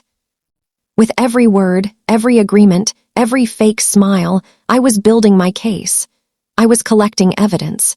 I was giving them the rope to hang themselves with. And they had no idea. When Jennifer finally left, Marcus pulled me into his arms. Thank you, he whispered. Thank you for being so incredible about this. I love you so much. I love you so much. Words that used to make my heart soar. Now they just made me feel cold. I love you too, I lied. Because at this point, what was one more lie in a relationship built on them? That night, I lay in our bed, the bed I'd agreed to share with him again as part of this charade, and stared at the ceiling. He was asleep next to me, satisfied and content. He'd gotten everything he wanted. Or so he thought. I pulled out my phone and opened the voice recording app. I'd recorded the entire evening. Every word, every agreement, every piece of evidence that this wasn't just an affair, but a deliberate, ongoing choice to betray our marriage. In the morning, I'd send it to my secure email, add it to my growing file. And I'd keep playing this role, the understanding wife, the woman willing to try. Until I had everything I needed. Until the trap was set. Until it was time to watch his world burn. The next 3 weeks were the most difficult of my life, and I don't say that lightly. Harder than the initial betrayal. Harder than finding out about Jennifer, because this was active. This was me, every single day, putting on a mask and playing a role that made my skin crawl. I had lunch with Jennifer 3 times. 3 actual lunches where I sat across from her, smiled, and pretended we were becoming friends. where she told me about her childhood, her dreams, her insecurities, where she opened up to me like I was someone she could trust. And the whole time, I was recording everything. Not on my phone. That would be too obvious, too risky. I'd invested in a small recording device that looked like a pen. It sat in my purse, innocuous and invisible, capturing every word she said. At our second lunch, she told me how they met. Her version of the story, full of romance and destiny. "I saw him across the room at that awards ceremony," she said, her eyes getting that faraway look people get when they're remembering something precious. "And I know this sounds crazy, but I just knew. You know that feeling? Like the universe is telling you something." I said, sipping my coffee, non-committal, encouraging her to continue. We started talking about architecture and design, and Sarah, he was so passionate, so brilliant. I'd never met anyone who understood space and beauty the way I did. It was like talking to the other half of my soul. The other half of her soul, who happened to be married. "When did you find out about me?" I asked, keeping my voice neutral, curious. She had the grace to look uncomfortable. That first night. He mentioned his wife pretty early in the conversation. I was disappointed, obviously, but I thought, okay, he's married. We can just be friends, professional acquaintances. But it didn't stay that way. "No," she admitted. "We kept talking, texting, meeting for coffee to discuss projects. And somewhere along the way it became more. The feelings just grew. I tried to fight it, Sarah. I really did. I'd never been with a married man before. It went against everything I believed in." "What changed?" I asked, genuinely curious now. What makes someone compromise their values like that? "He did," she said simply. "He told me his marriage wasn't what it looked like from the outside, that you two had grown apart, that you were more like roommates than spouses, that you were both so focused on your careers that the romance had died years ago." I felt my jaw clench, forced it to relax. "He said that. He said you barely talked anymore, that you hadn't been intimate in months, that he'd tried to reconnect with you, but you were always too busy, too tired, too focused on the next promotion." Lies, all lies. We'd had sex 2 weeks before he met her. We'd gone on a date night the week after. We'd talked every single day about everything and nothing. But this was what he'd told her. This was how he'd justified it, by rewriting our marriage, by making me the villain in his story, the cold, career-obsessed wife who neglected her husband. "I see," I said quietly. Jennifer reached across the table and touched my hand. "I'm telling you this not to hurt you, but because I think you should know. I think maybe you two had real problems, and instead of addressing them, you both just buried yourselves in work. And then he found someone who had time for him, and you... Well, you're finding that now, right? In this process." "Finding what?" "The truth that my husband was a liar who'd invented problems in our marriage to justify cheating." But I nodded, smiled sadly. Maybe you're right. Maybe I was too focused on work. Maybe I did take him for granted. The words were ash in my mouth, but I said them. Because that's what she needed to hear. That's what would keep her comfortable, keep her talking, keep her revealing things. And she did. Over those 3 lunches, she told me everything. How guilty she'd felt at first. How Marcus had assured her that he was going to leave me eventually, that he just needed to find the right time. How a year passed, then another, and he still hadn't left. "I gave him an ultimatum 6 months ago," she confided during our 3rd lunch. "I told him I couldn't keep being the secret anymore, that I loved him, but I needed more. I needed a real relationship, not just stolen moments." "What did he say?" That's when he came up with the polyamory idea. He'd been reading about it, researching it, and he thought it could be perfect. A way for him to have both of us without anyone having to lose. Without anyone having to lose except me. Except the wife who didn't even know she was in a competition. "Were you okay with that?" I asked. "The idea of sharing him." She considered this. "Honestly, at first no, I wanted him to choose me, I wanted to be enough." She laughed bitterly. "Ironic, right? Given that I was the other woman, but yes, I wanted to be the only one." "What changed your mind?" "I realized that having part of him was better than not having him at all. And the more I researched polyamory, the more I thought maybe it could work. Maybe love doesn't have to be limited. Maybe we're taught to be possessive and jealous, but it doesn't have to be that way. She'd convinced herself, truly convinced herself that this was enlightened, progressive, better than traditional marriage. And Marcus had let her believe it, had encouraged it, because it gave him everything he wanted. I recorded every word, every justification, every admission, every detail about their relationship, their timeline, their plans. But I didn't just have lunch with Jennifer. I also went to counseling with both of them. Marcus had found a therapist who specialized in alternative relationship structures. Her name was Dr. Reeves, and she was exactly what I expected. Earth Mother type.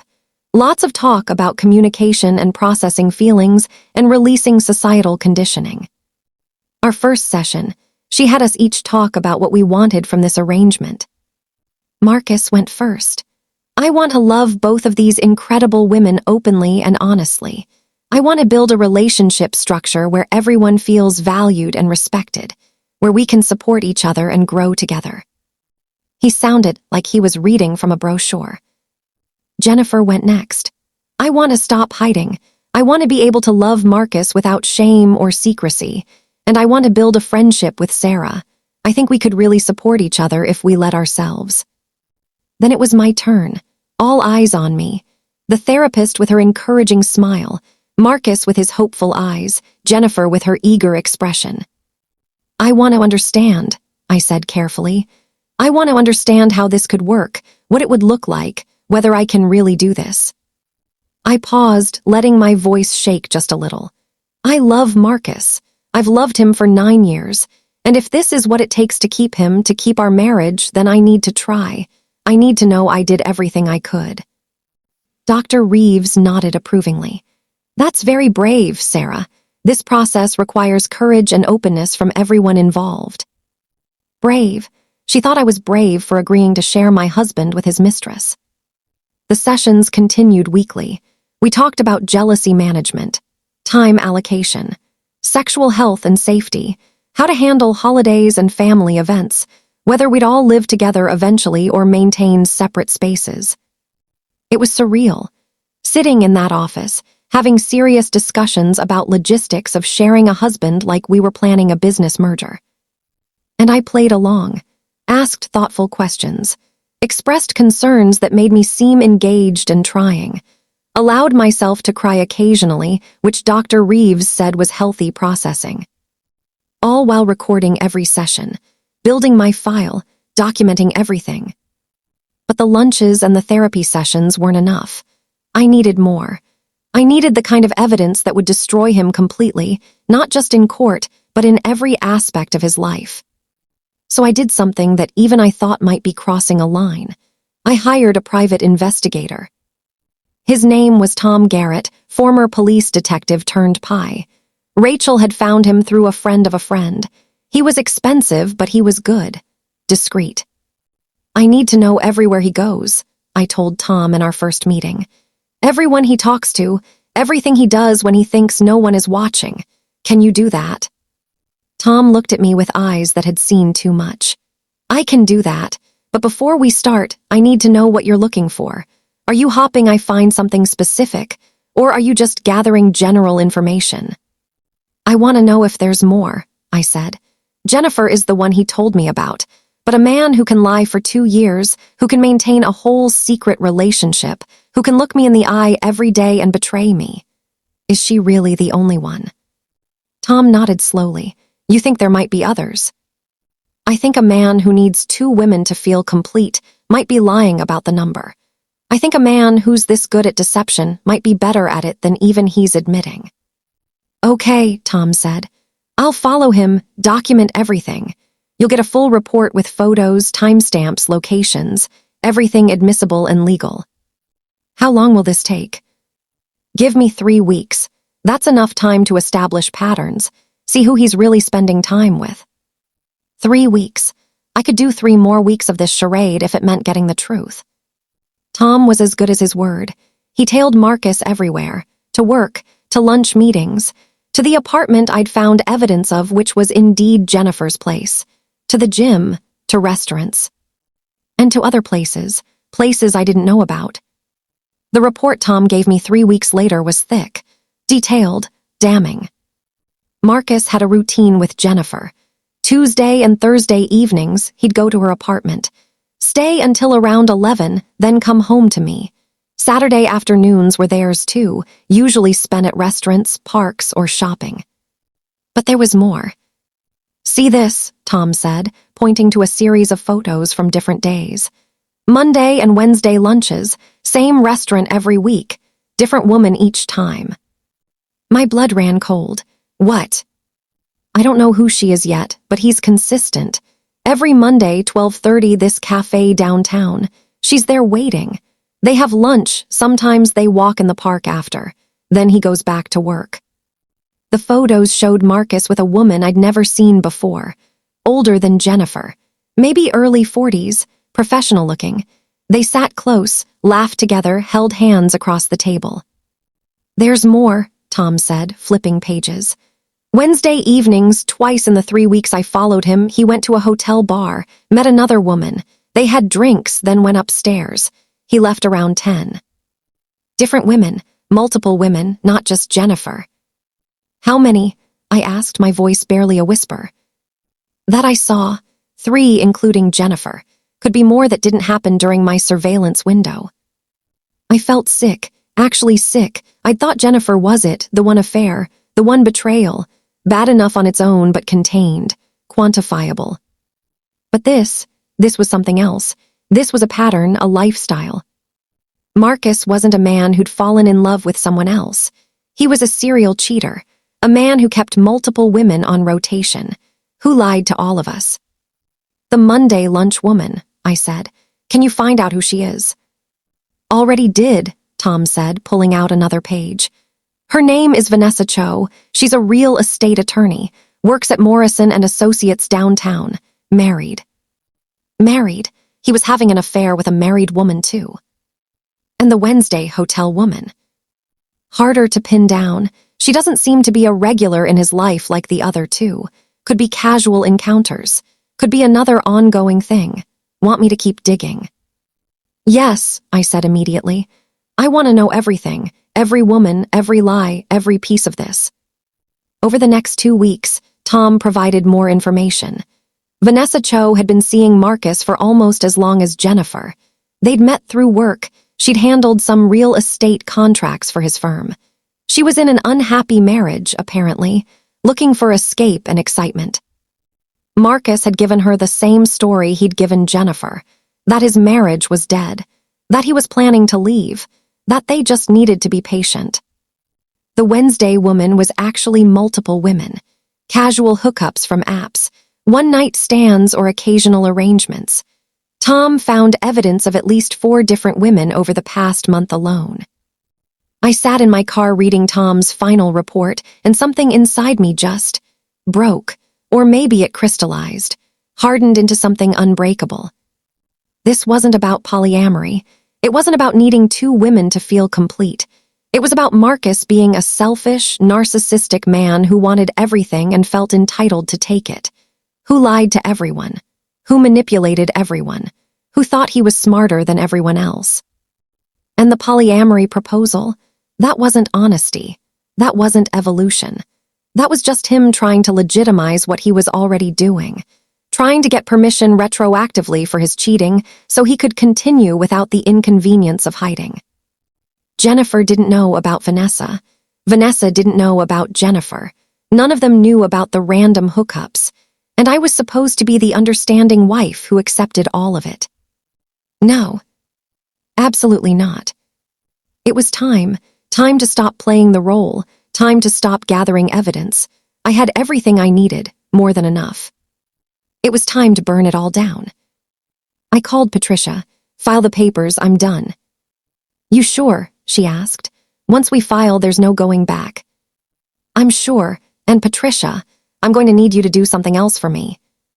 I told her about the other women, about Tom's investigation, about everything I'd found. She was quiet for a long moment. Then she said, "Sarah, what exactly are you planning?" I'm planning to make sure everyone knows the truth. Everyone who needs to. Is that going to be a problem? As your lawyer, I have to advise you to be careful.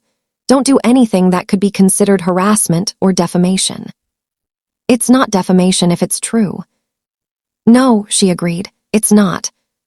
I spent the next 3 days planning. Not in anger, though I had plenty of that, but in cold, calculated strategy, every move deliberate, every action purposeful. I made copies of everything. The financial records showing money spent on Jennifer, on the apartment, on other women. The emails and text messages, the journal entries, the photos, Tom's investigation report, the recordings from lunches and therapy sessions. I organized it all into neat folders, digital and physical, backed up in multiple locations, impossible to deny, impossible to explain away. Then I made a list of recipients, people who needed to receive this information, people who deserved to know what kind of man Marcus really was. His parents were first on the list. They'd always been so proud of their son.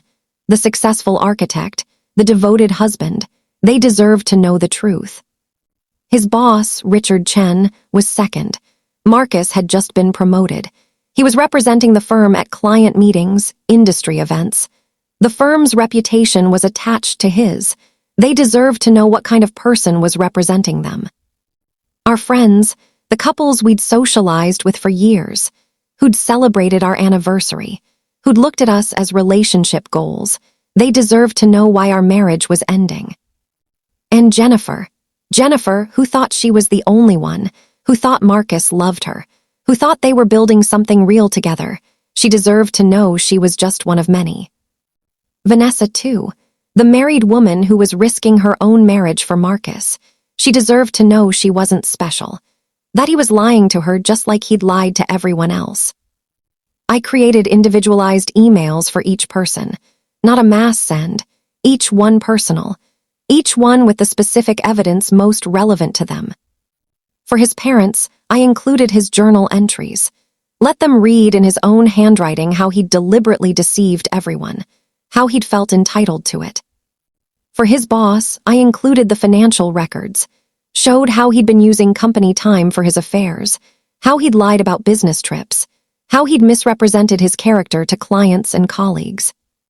For our friends, I included a timeline, a simple, clear breakdown of the lies, the double life, the truth behind our seemingly perfect marriage. For Jennifer, I included everything about Vanessa and the other women. Let her see that she wasn't his great love. She was just another conquest, another source of validation for his ego. For Vanessa, same thing, evidence of Jennifer, evidence of the others, proof that she was risking everything for a man who saw her as disposable.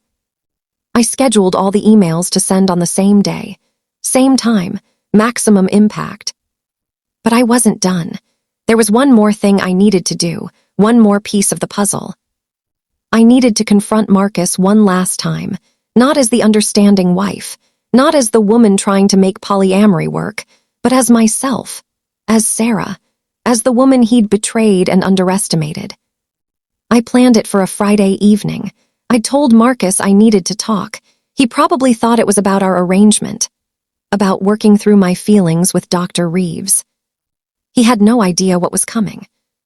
I got to the house early, our house, the one we'd bought together, the one I'd been staying in again for the past few weeks, playing house, pretending everything was fine. I set up my phone to record, not hidden this time. Right there on the coffee table, camera pointed at both of us. I wanted to see his face when I told him. He arrived home at 6:30, same as always.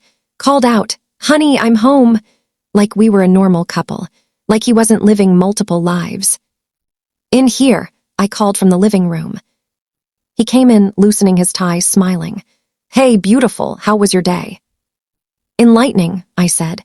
"Sit down, Marcus, we need to talk." Something in my tone made him pause, made his smile falter. "Is everything okay?" "Sit down." He sat, looked at the phone on the coffee table, recording light on. "Why are you recording this?" "For posterity," I said. "I want to remember this moment. The moment I stopped being your victim and became your worst nightmare. His face went pale. Sarah, what? I know about Vanessa, I said simply. The color drained completely from his face now. I don't know what you're. Monday lunches, every week for 2 years, same restaurant. She's a real estate attorney. Married. You told her the same lies you told Jennifer, that our marriage was over, that you were leaving me, that she just needed to be patient. He opened his mouth, closed it, opened it again. No words came out. And the Wednesday hookups. Multiple women. Women whose names you probably don't even remember. Hotel bars and one-night stands. How did you? He couldn't even finish the question. Private investigator. 3 weeks of surveillance. Photos, timestamps, everything. You've been sloppy, Marcus, arrogant. You thought you were so smart, so careful, but you weren't. I pulled out my phone, opened the folder with Tom's photos. Started showing them to him. Him with Vanessa. Him with random women. Him going into hotel rooms. I have everything, I said calmly. Financial records, emails, text messages, your journal, recordings of you and Jennifer, recordings of our therapy sessions where you lied through your teeth about wanting ethical non-monogamy when you were actually just trying to legitimize serial cheating. Marcus looked like he was going to be sick. Sarah, please, let me explain. Explain what? That you're not a man exploring polyamory, you're just a cheater. That you've been lying to everyone. That you manipulated Jennifer into thinking she was special when she's just one of many. That you rewrote the history of our marriage to justify your actions. I never meant to hurt you, he said weakly. You didn't mean to get caught, I corrected. There's a difference. You meant every lie, you chose every betrayal, you knew exactly what you were doing. What are you going to do? He asked, and for the first time I heard fear in his voice. I smiled. It wasn't a nice smile. I already did it. Divorce papers were filed this morning. You'll be served on Monday. And the evidence, all of it, it's been sent to everyone who matters. What do you mean, everyone? Your parents, your boss, our friends, Jennifer, Vanessa, everyone who deserves to know what kind of man you really are. The emails went out 20 minutes ago. They're reading it all right now. He lunged for his phone. I watched him scroll through incoming messages. Watched his face go from pale to green. Watched the reality hit him. His mother, Marcus, call me immediately. What is this? Tell me this isn't true. His father, you disgust me. Don't call. Don't come to our house. I raised you better than this. His boss, my office, Monday morning, 8 a.m. Be prepared to explain yourself. Jennifer, you lied to me about everything. We're done. Lose my number. Vanessa, you're a monster. I told my husband everything. I hope Sarah takes you for everything you have. Friends, colleagues, people from his professional network, all of them, all seeing the truth, all responding with shock, disgust, anger. His entire world, crumbling in real time. You destroyed me, he whispered. No, I said, standing up. You destroyed yourself. I just made sure everyone else could see it. I made sure you face consequences for once in your entitled, narcissistic life. Sarah, please, we can fix this. I'll go to therapy, real therapy. I'll change. You'll what? Become a decent person? It's too late for that, Marcus. Years too late. You had every chance to be honest with me, to work on our marriage if you were unhappy, to leave if you wanted something else. Instead, you lied. You cheated. You manipulated everyone around you. And then you had the audacity to ask me to accept it, to be grateful for your honesty. I picked up my bag. I'd already moved most of my important things out over the past week. Clothes, documents, sentimental items. Everything that mattered was already at my new apartment, the one he didn't know about. Where are you going? He asked desperately. Away from you, forever. You'll hear from my lawyer about the asset division. Thanks to your infidelity, I'm getting a very favorable settlement. The house, most of the savings, my retirement accounts stay mine. You get to start over with nothing, just like you deserve. You can't just leave. We need to talk about this. We're done talking. We're done with everything. You're going to sign those divorce papers without a fight. You know why. Why? His voice was broken. Because if you don't, I have more. So much more. I have evidence of you using company resources for your affairs, lying to clients about your whereabouts, potentially even some ethical violations in how you handled certain projects while you were distracted by your other lives. If you fight me on this divorce, all of that goes to your professional licensing board. You won't just be divorced and humiliated. You'll be unemployed and unemployable. It was a bluff, mostly. I didn't actually have evidence of professional violations, but he didn't know that, and he was in no position to call my bluff. You've thought of everything, he said bitterly. I had 3 weeks to plan while you thought I was coming around to your sick fantasy. 3 weeks of playing the understanding wife while I built my case. You underestimated me, Marcus. You thought I was weak, compliant, someone who'd just accept whatever you decided our life should be. You were wrong. I walked to the door, stopped, turned back. One more thing, I said. That line you wrote in your journal. Is it wrong to want both, to love both? The answer is yes. When both involves lying, cheating, and betraying everyone who trusts you, yes, it's wrong. And now you have neither. You don't have me. You won't have Jennifer, Vanessa, or any of the others once they all compare notes. You have exactly what you deserve. Nothing. I left him sitting there in our living room, his phone still buzzing with incoming messages, his world still collapsing around him. I got in my car, drove to my new apartment, walked inside, closed the door, and finally let myself feel it. The anger, the pain, the betrayal, the satisfaction, the relief. All of it. I called Rachel. It's done. How do you feel? I thought about it, really thought about it. Free, I said finally. I feel free. The next few days were chaos.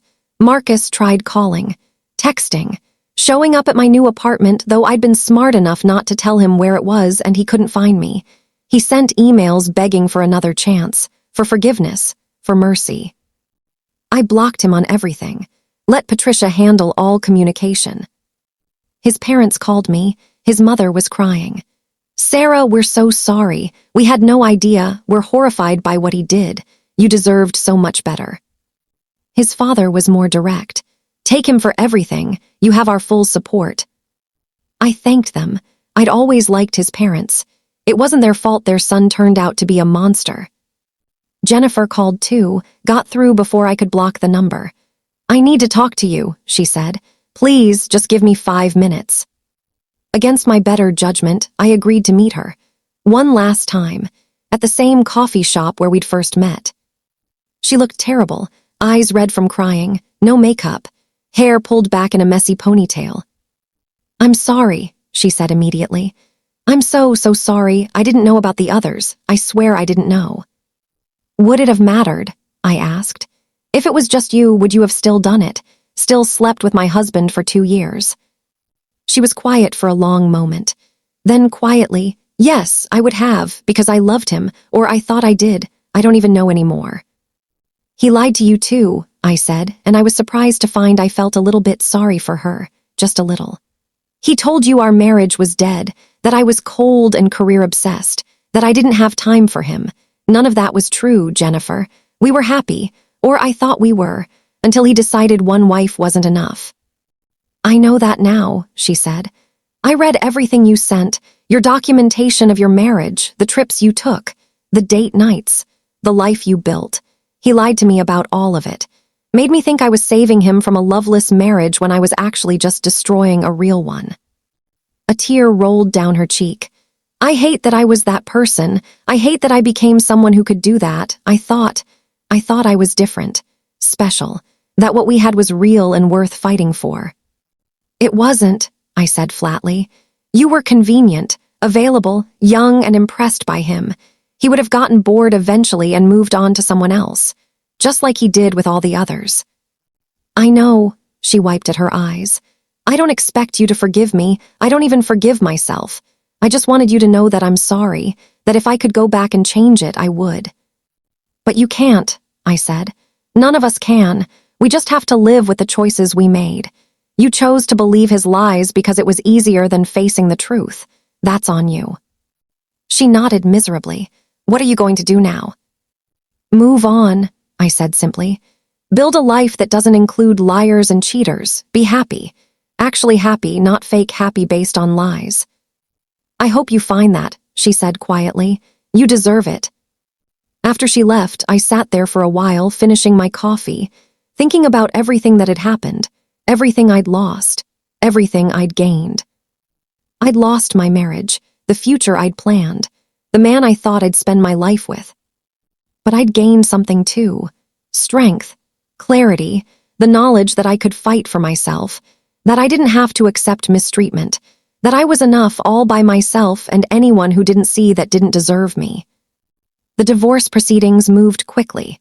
Marcus didn't fight. Couldn't fight, really. The evidence was too overwhelming. His lawyer probably advised him to take the deal and count himself lucky I wasn't asking for more.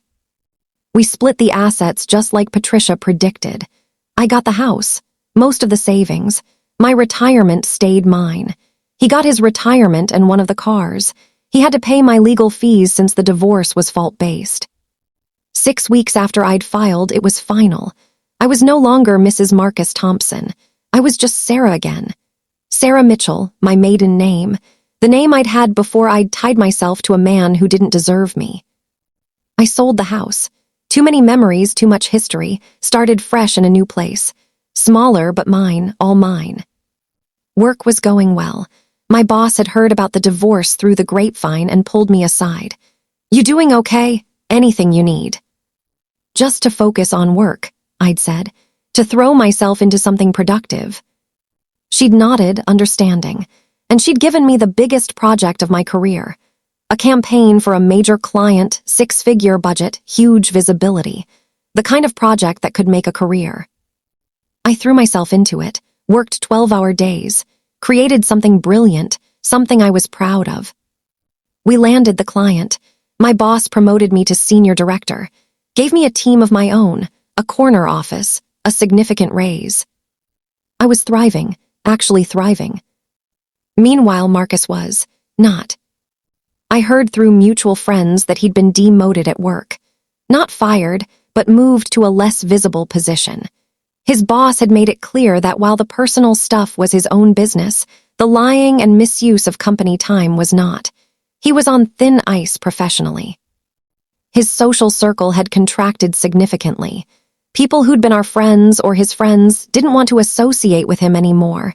He'd become that guy, the cheater, the liar, the man you couldn't trust. And the women, all gone. Jennifer had cut him off completely.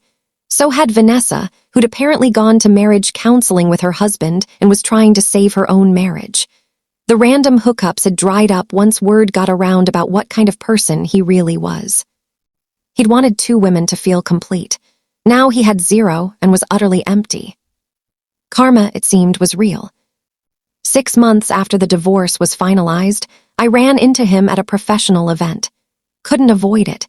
We were in the same industry, moved in similar circles. He looked older, tired. The confidence and charm that had once defined him were gone. He looked diminished somehow. "Sarah," he said when he saw me, you look amazing." I did look amazing. I'd been taking care of myself, working out, eating well, investing in myself. I'd gotten a new haircut, updated my wardrobe. I looked successful and happy because I was successful and happy. "Thank you," I said coolly. "How are you, Marcus?" "I'm managing." He tried for a smile. It didn't reach his eyes. "I heard about your promotion. Congratulations." "Thank you."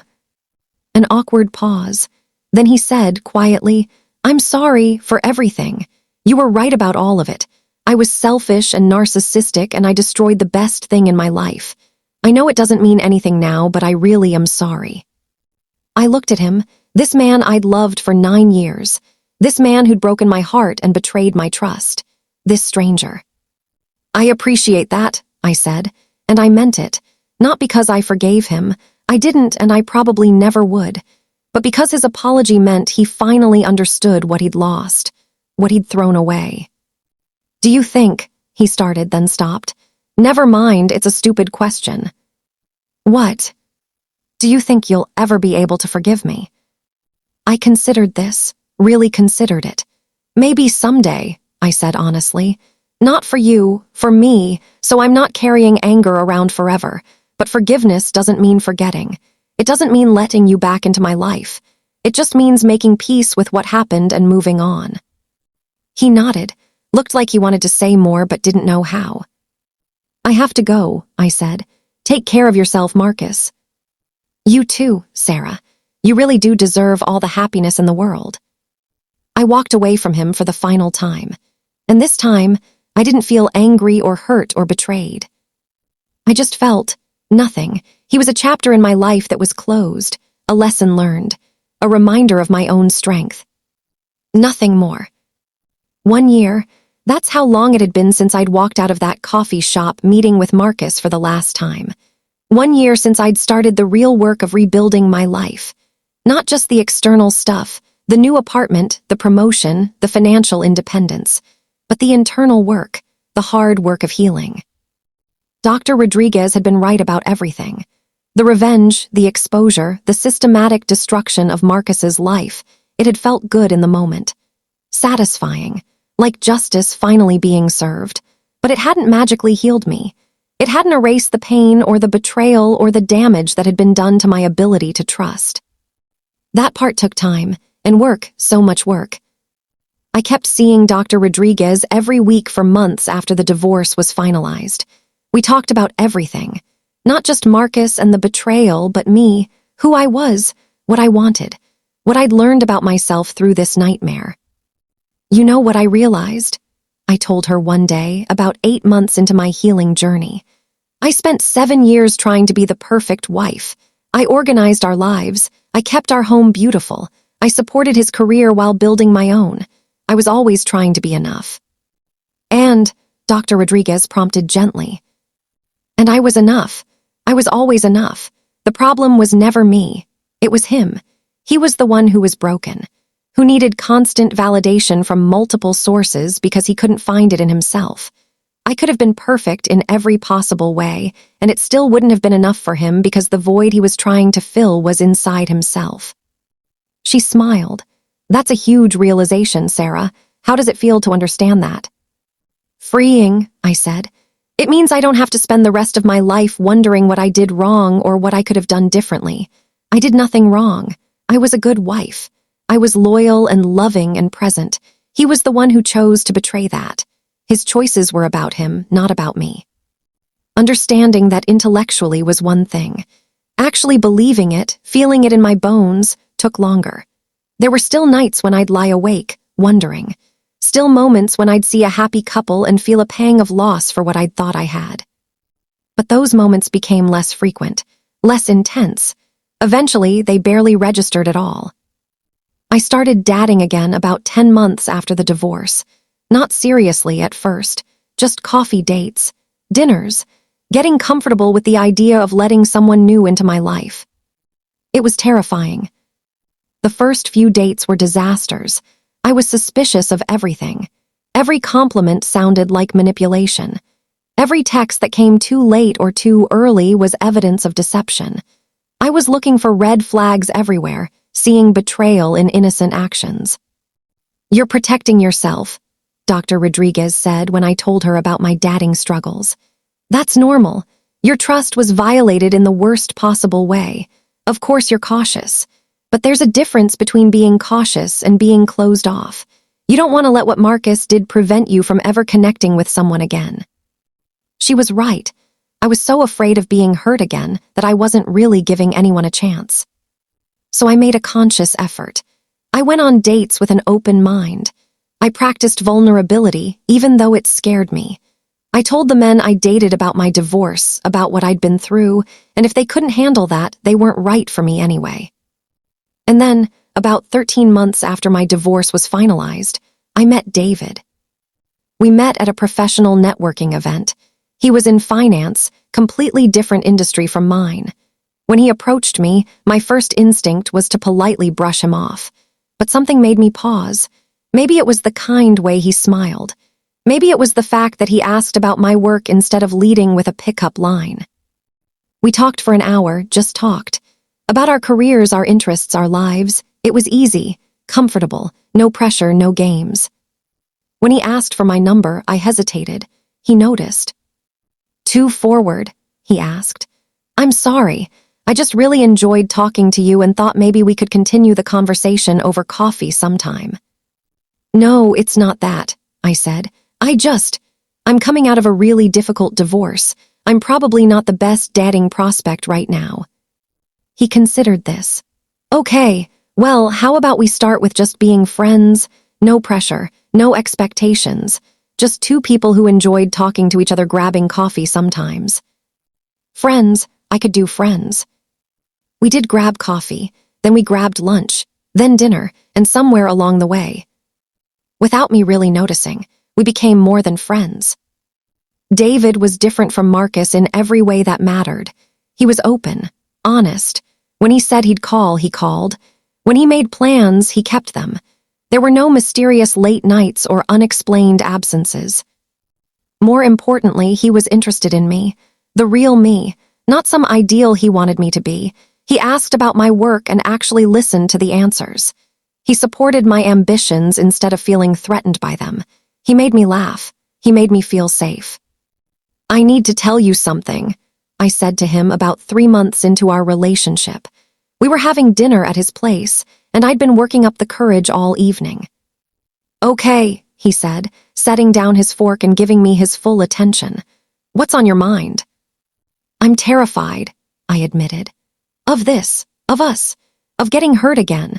I know I seem confident and put together, but the truth is, I'm scared all the time that you're going to turn out to be someone different than who you seem to be. That I'm going to miss some sign or ignore some red flag and end up in the same situation I just escaped from." David reached across the table and took my hand. "Sarah, I can't promise that I'll never hurt you. People hurt each other sometimes, even when they don't mean to. What I can promise is that I'll always be honest with you. I'll always communicate with you. And if something's wrong, I'll tell you instead of sneaking around behind your back."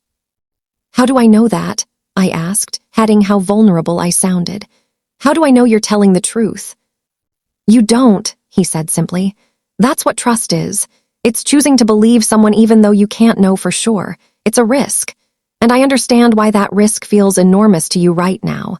All I can do is show up consistently, be who I say I am, and hope that eventually you'll feel safe enough to really let me in." I started crying. Not sad tears, relief tears because he got it. He understood, and he wasn't running away. "I want to let you in," I said. "I really do, I just need time." "Take all the time you need," he said. "I'm not going anywhere." And he didn't. He stayed, patient and consistent and exactly who he claimed to be. 6 months into our relationship, I realized I was happy. Actually, genuinely happy. Not the false happiness I'd had with Marcus, built on a foundation of lies I didn't know existed, but real happiness, based on trust and honesty and mutual respect. I realized I could envision a future again, not the future I'd planned with Marcus. That future was dead and buried. But a new future. Different, but just as good. Maybe even better because it was built on truth. It was around this time that I got a message on LinkedIn from someone named Rebecca Martinez. The name didn't ring a bell, but the message caught my attention. "Hi Sarah, I know this is going to sound strange, but I think we have something in common. Or rather, someone. Can we talk? It's about Marcus Thompson." My stomach dropped. Even though I'd moved on, even though I was happy, the mention of his name still caused a physical reaction. I debated ignoring the message. I was past that chapter of my life. I didn't want to be dragged back into it. But curiosity won. I agreed to a phone call. Rebecca was 26 years old. She'd been seeing Marcus for the past 3 months. They'd met on a dating app, and everything had been great until she'd started noticing inconsistencies in his stories. She'd done some Googling and found articles about our divorce.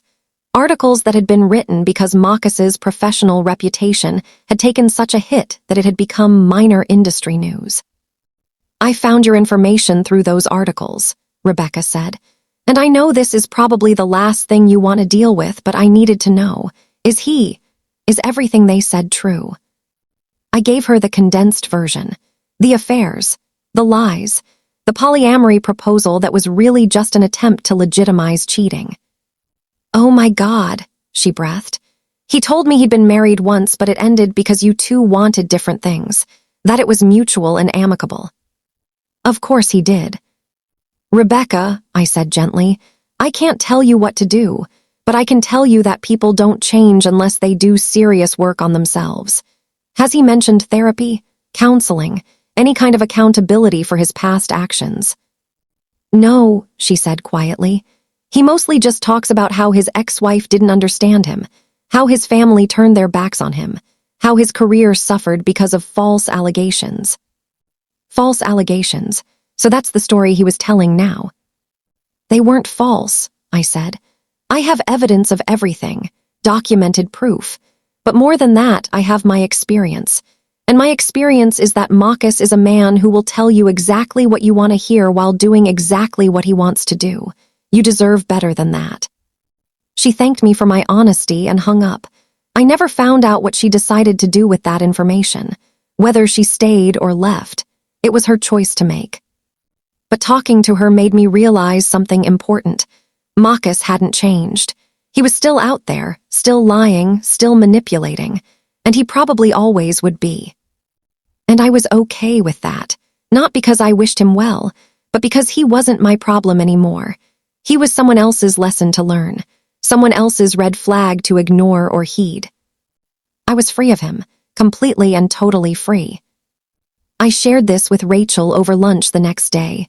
Rachel, who'd been my rock through everything, who'd let me fall apart on her couch and then helped me put myself back together. "You know what's amazing?" she said, raising her glass of wine in a toast. "You're not angry anymore. When you talk about him, you're just neutral, like he's someone you used to know instead of someone who destroyed your life." "He didn't destroy my life," I said, realizing as I said it that it was true. "He destroyed a version of my life, the one I thought I had, but I built a new one, a better one, a real one." "To new lives," Rachel said. "To new lives," I echoed, clinking my glass against hers. That night, I sat down and wrote something I never thought I'd write. A letter to Marcus. Not to send, just for me. A way of processing everything and putting it to rest once and for all. "Dear Marcus," I wrote, "I forgive you, not because you deserve forgiveness, not because what you did was okay, but because I deserve peace. I deserve to move forward without carrying the weight of anger and betrayal. You taught me things I needed to learn, even though I wish I'd learned them differently. You taught me that I'm stronger than I ever knew, that I can survive betrayal and come out better on the other side, that I don't need someone else to complete me because I'm already whole. You taught me to trust my instincts, to value honesty above all else, and to never accept less than I deserve. So thank you for the lessons. And goodbye. You're released from my story. You don't get to be the villain anymore because this isn't your story. It's mine, and I'm the hero." I didn't send it. I didn't need to. I burned it in my fireplace and watched the words turn to ash. Watched that chapter of my life literally go up in smoke. And it felt good, final. 2 years after my divorce was finalized, David asked me to marry him. We were on vacation in Greece, watching the sunset over the Aegean Sea, and he pulled out a ring. "I know marriage is complicated for you," he said. "I know you have trauma around it, so I need you to understand that this isn't about a piece of paper or a legal contract. This is me asking you to build a life with me, whatever that looks like, whatever makes you feel safe and happy." I looked at this man who'd been patient with my fears, who'd shown up consistently for 2 years, who'd proven through actions, not just words, that he was who he claimed to be. And I said yes. We got married 6 months later. Small wedding, just close friends and family. Nothing like my first wedding with all its expectations and traditions. This one was real, honest, ours. Rachel was my maid of honor. During her toast, she said, "I've known Sarah for 15 years. I've seen her at her highest highs and her lowest lows. And I can tell you that the woman standing here today is the strongest, bravest, most incredible version of herself. She took the worst betrayal and turned it into the greatest comeback. She's an inspiration to anyone who's ever been knocked down and wondered if they could get back up. Sarah, you didn't just get back up. You soared." I cried, happy tears this time, grateful tears. looking around at the people who loved me, at David smiling at me like I was the only person in the world, at the life I'd built from the ashes of my old one, I realized something profound. Marcus had been right about one thing, just one thing in all his lies and manipulations and justifications. I wasn't enough for him. But not because I was lacking, because I was too much, too strong, too independent, too complete on my own. He needed someone who would accept less because he didn't have more to give. I deserved someone who could match me, someone who saw my strength as attractive, not threatening, someone who wanted a partner, not a possession. And I found him. So if you're watching this, and you're going through something similar, if you've been betrayed, lied to, or made to feel like you're not enough, I want you to hear this. You are enough. You always have been. The problem isn't you. It's never been you. It's the person who couldn't see your worth, who couldn't appreciate what they had, who chose to betray instead of cherish. And you have a choice. You can let that betrayal define you, or you can let it refine you. You can stay broken, or you can rebuild yourself into something even stronger. It won't be easy. It's going to hurt. You're going to have days where you can't get out of bed, days where you question everything about yourself, days where you want to give up. Don't give up. Get angry if you need to, cry if you need to, scream into a pillow, break some dishes, feel every feeling.